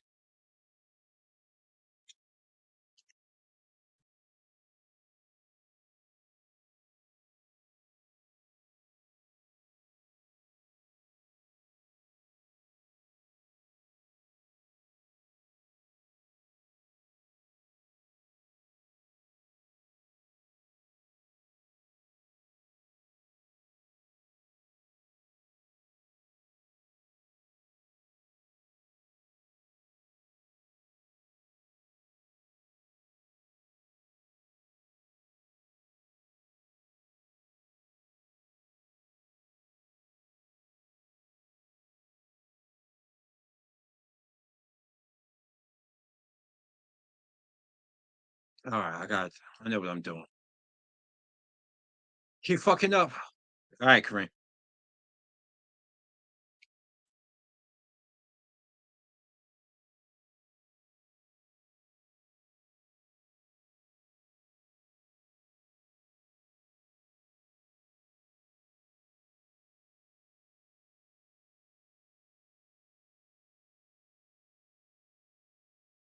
Let my let my anxiety get the best of me.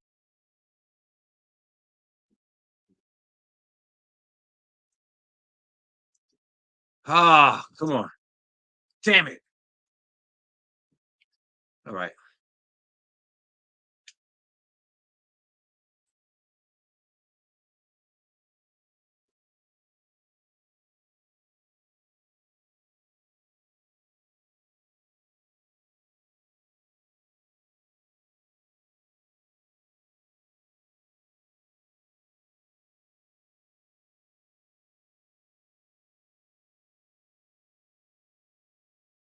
Damn it.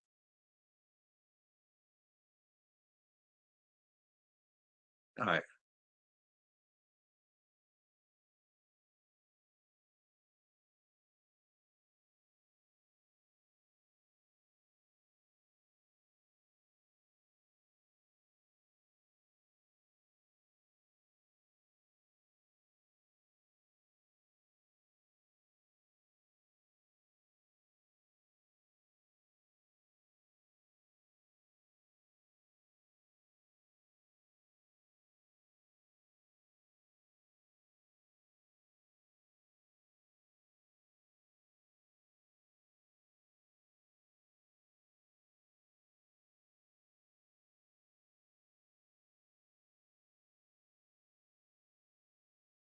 Come on.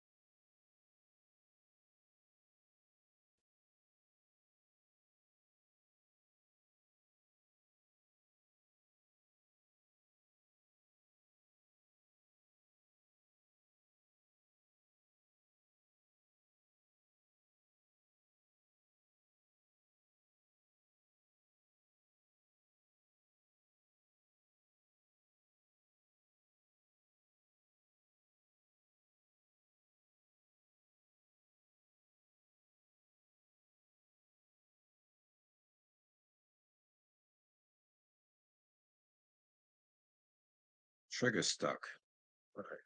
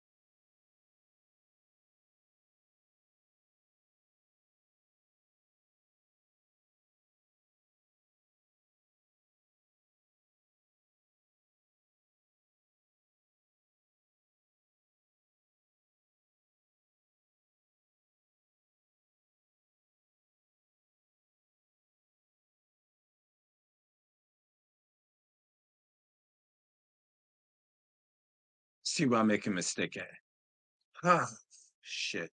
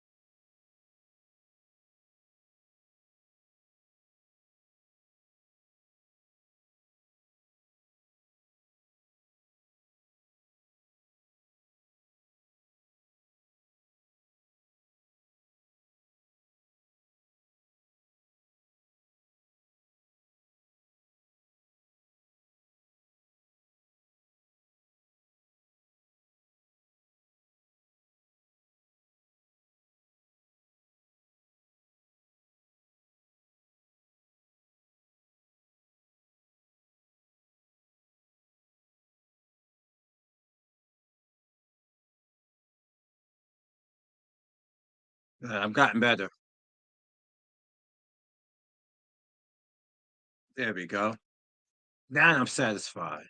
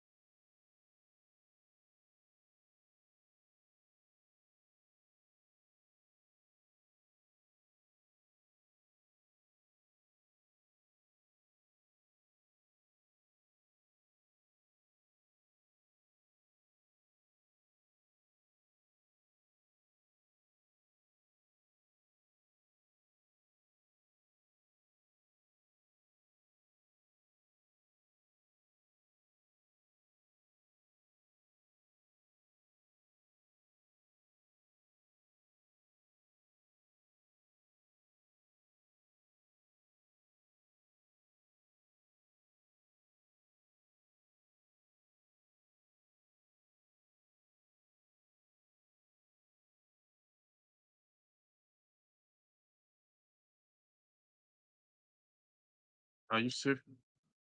Damn. I gotta get better with the handgun. I was so close.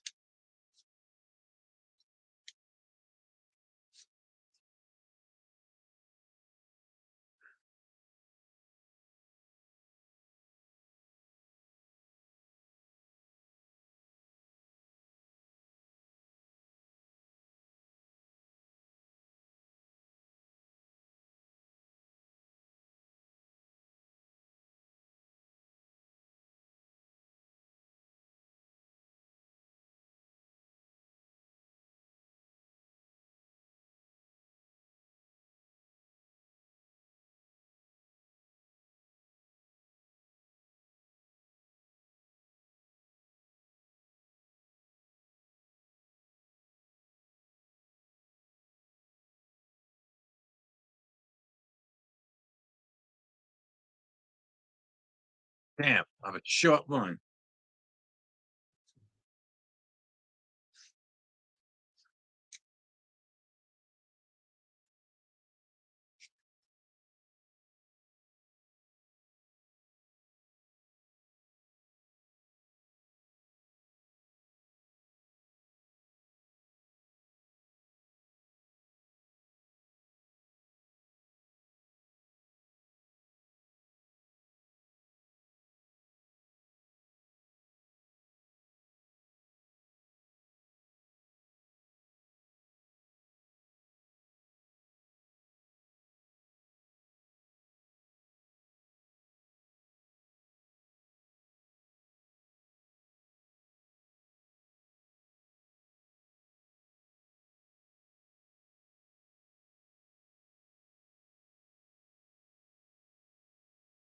Oh, I was close.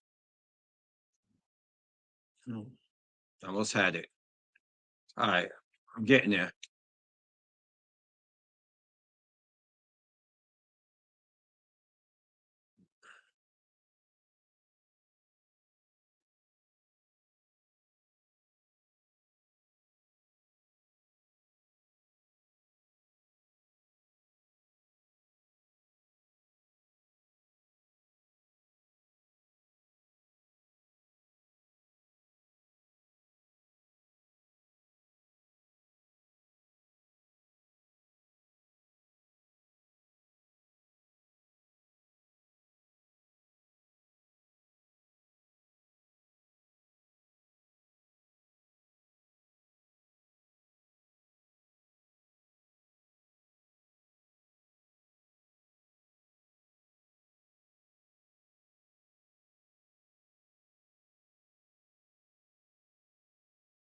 Damn, I missed a few.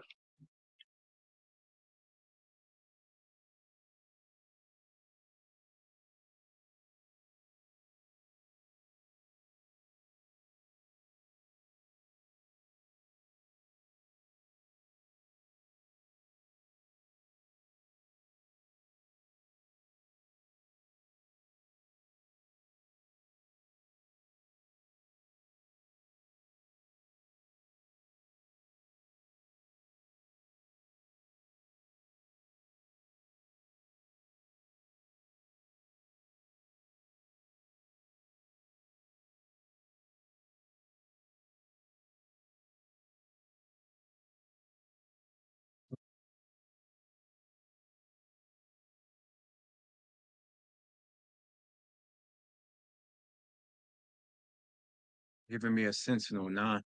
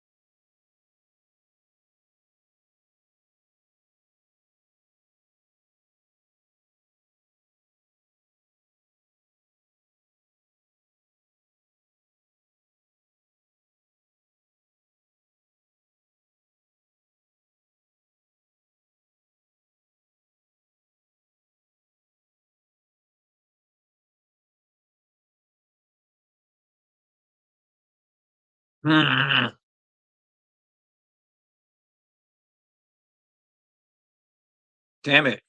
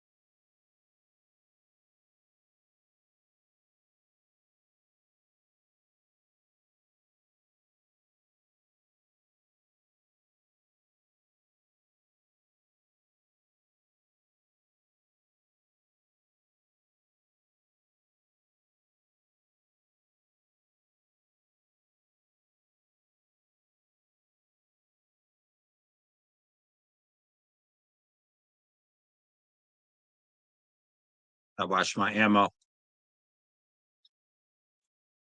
I'm sorry, I got addicted to this shit. I've been rambling on.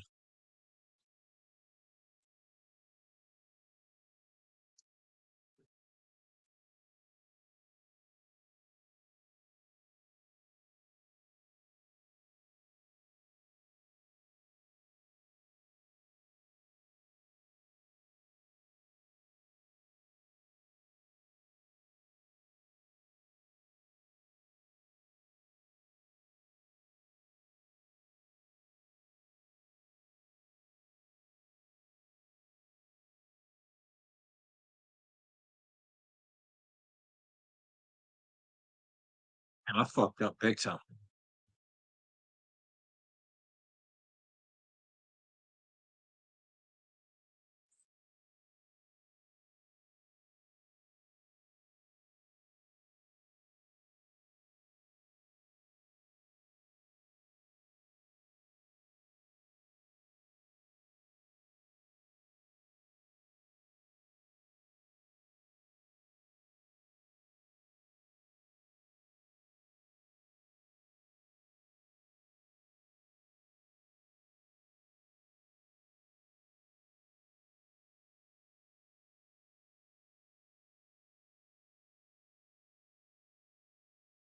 Damn it.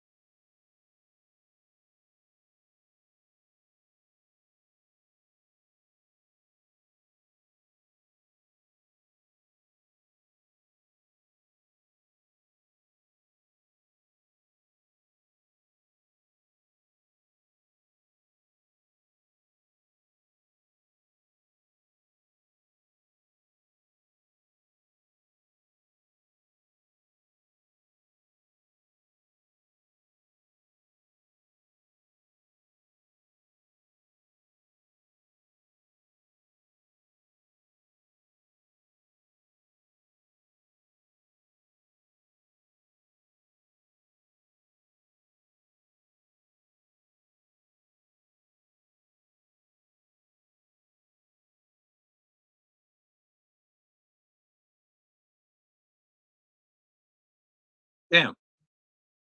I know what I gotta do. Getting better, but not good enough.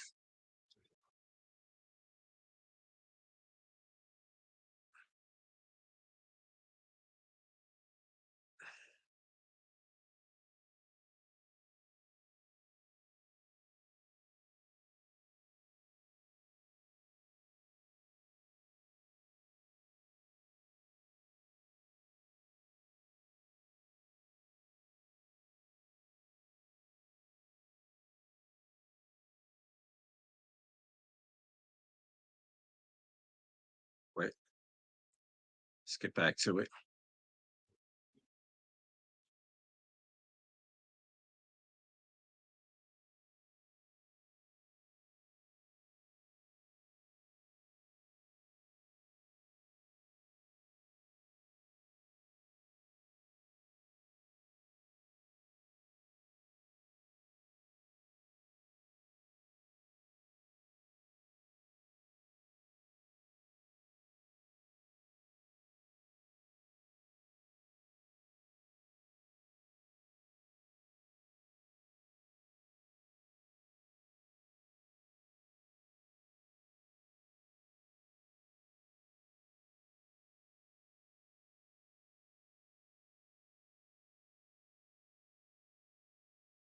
Right. Mm. All right, Kareem. Tabernacle.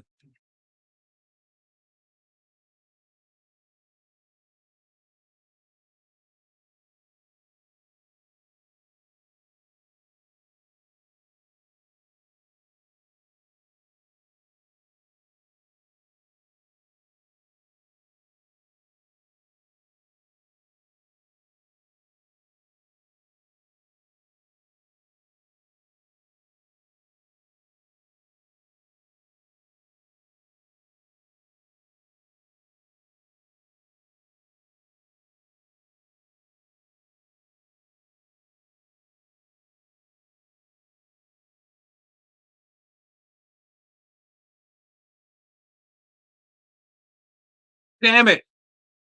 Damn it. Yes, I got the gold token this time. Ah, I was supposed to have been at the gym, but I got stuck on this shooting. Whew.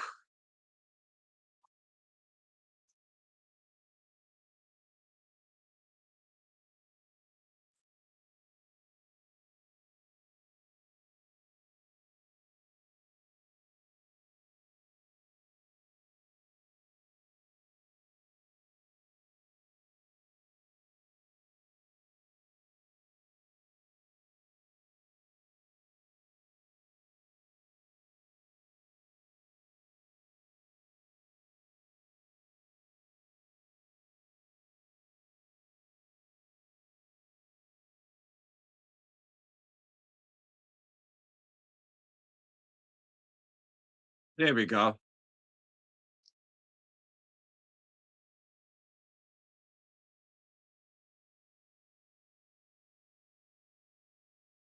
Oh shit.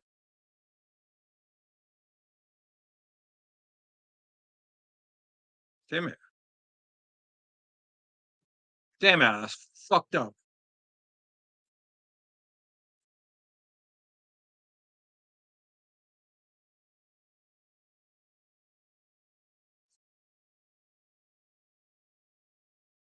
All right. Let's see what we can get.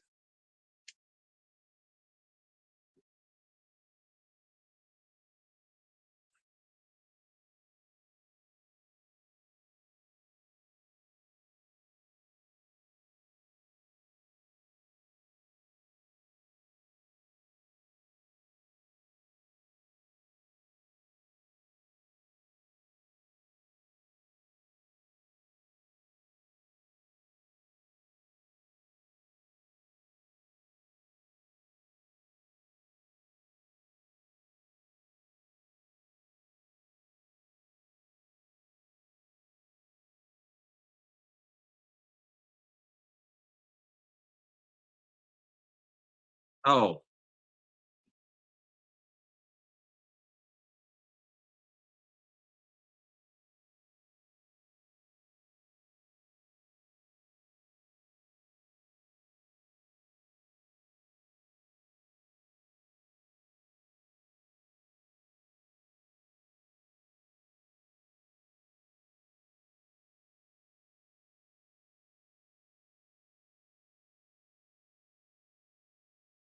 can't see.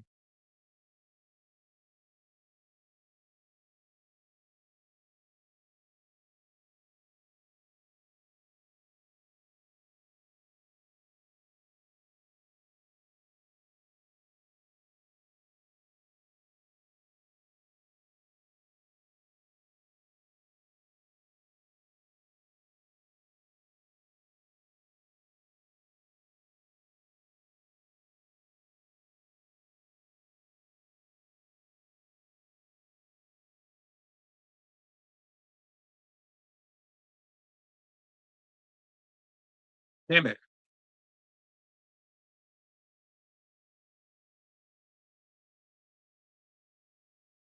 Damn. I gotta get better at this one. All right.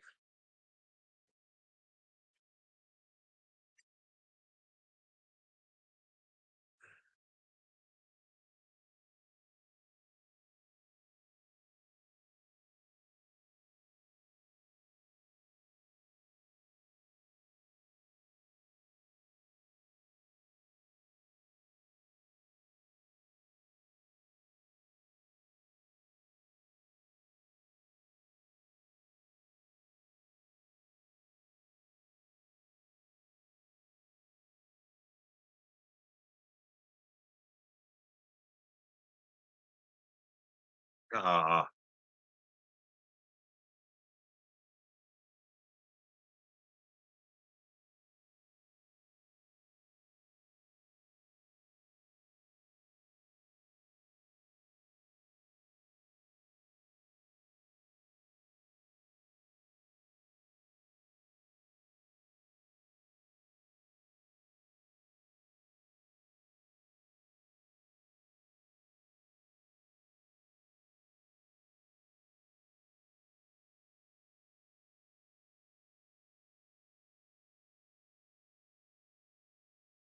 damn it.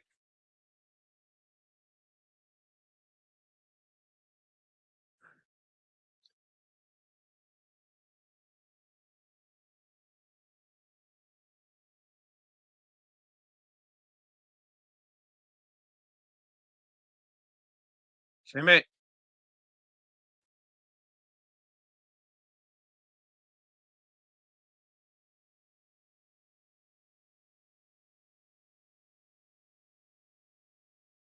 Brandon Needham.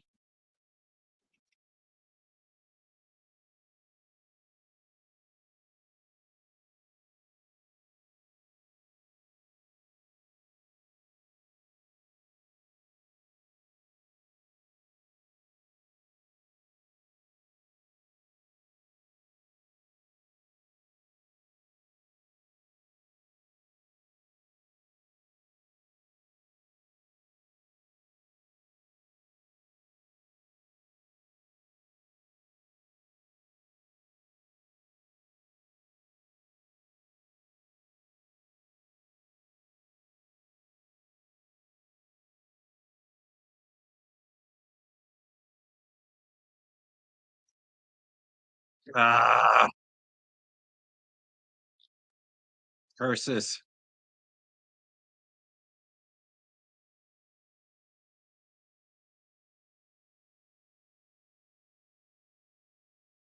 Bitch.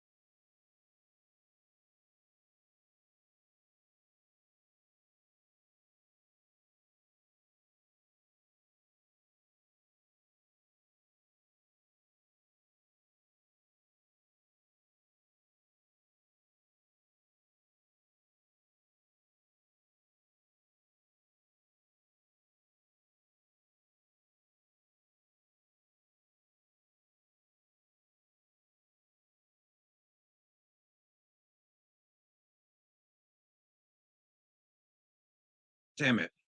Damn it. Damn it. Damn it. Damn it. Damn it. Well, at least I'm getting closer, but I'm hitting that. I'm not hitting those medallions. Fuck.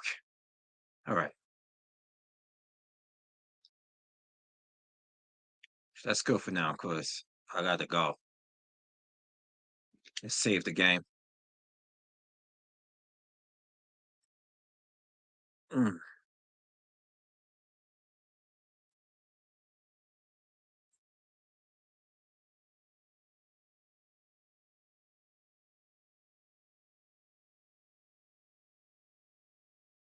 okay.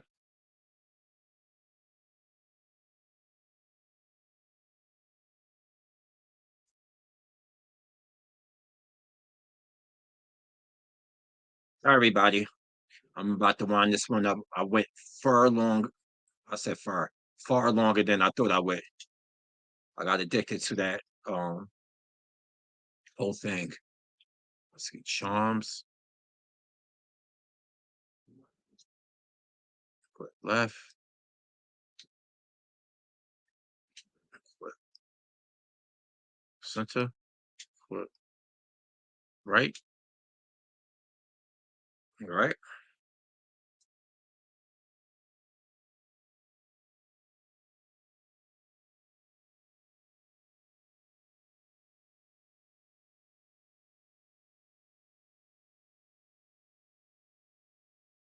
Yeah. All right. Bird. Anybody still there? It's been your boy Fury. That's right. It's been your boy Fury, and I'm about to be out. Sorry, it was that in my ear. The feedback was messing up my enunciation. It's been good. Let me go salvage a workout. Hook up with my friend, because he let me in the gym on his membership. So I'm gonna get going, yo. It's been very good reaching out to y'all, and yeah, we're done, yo. Peace.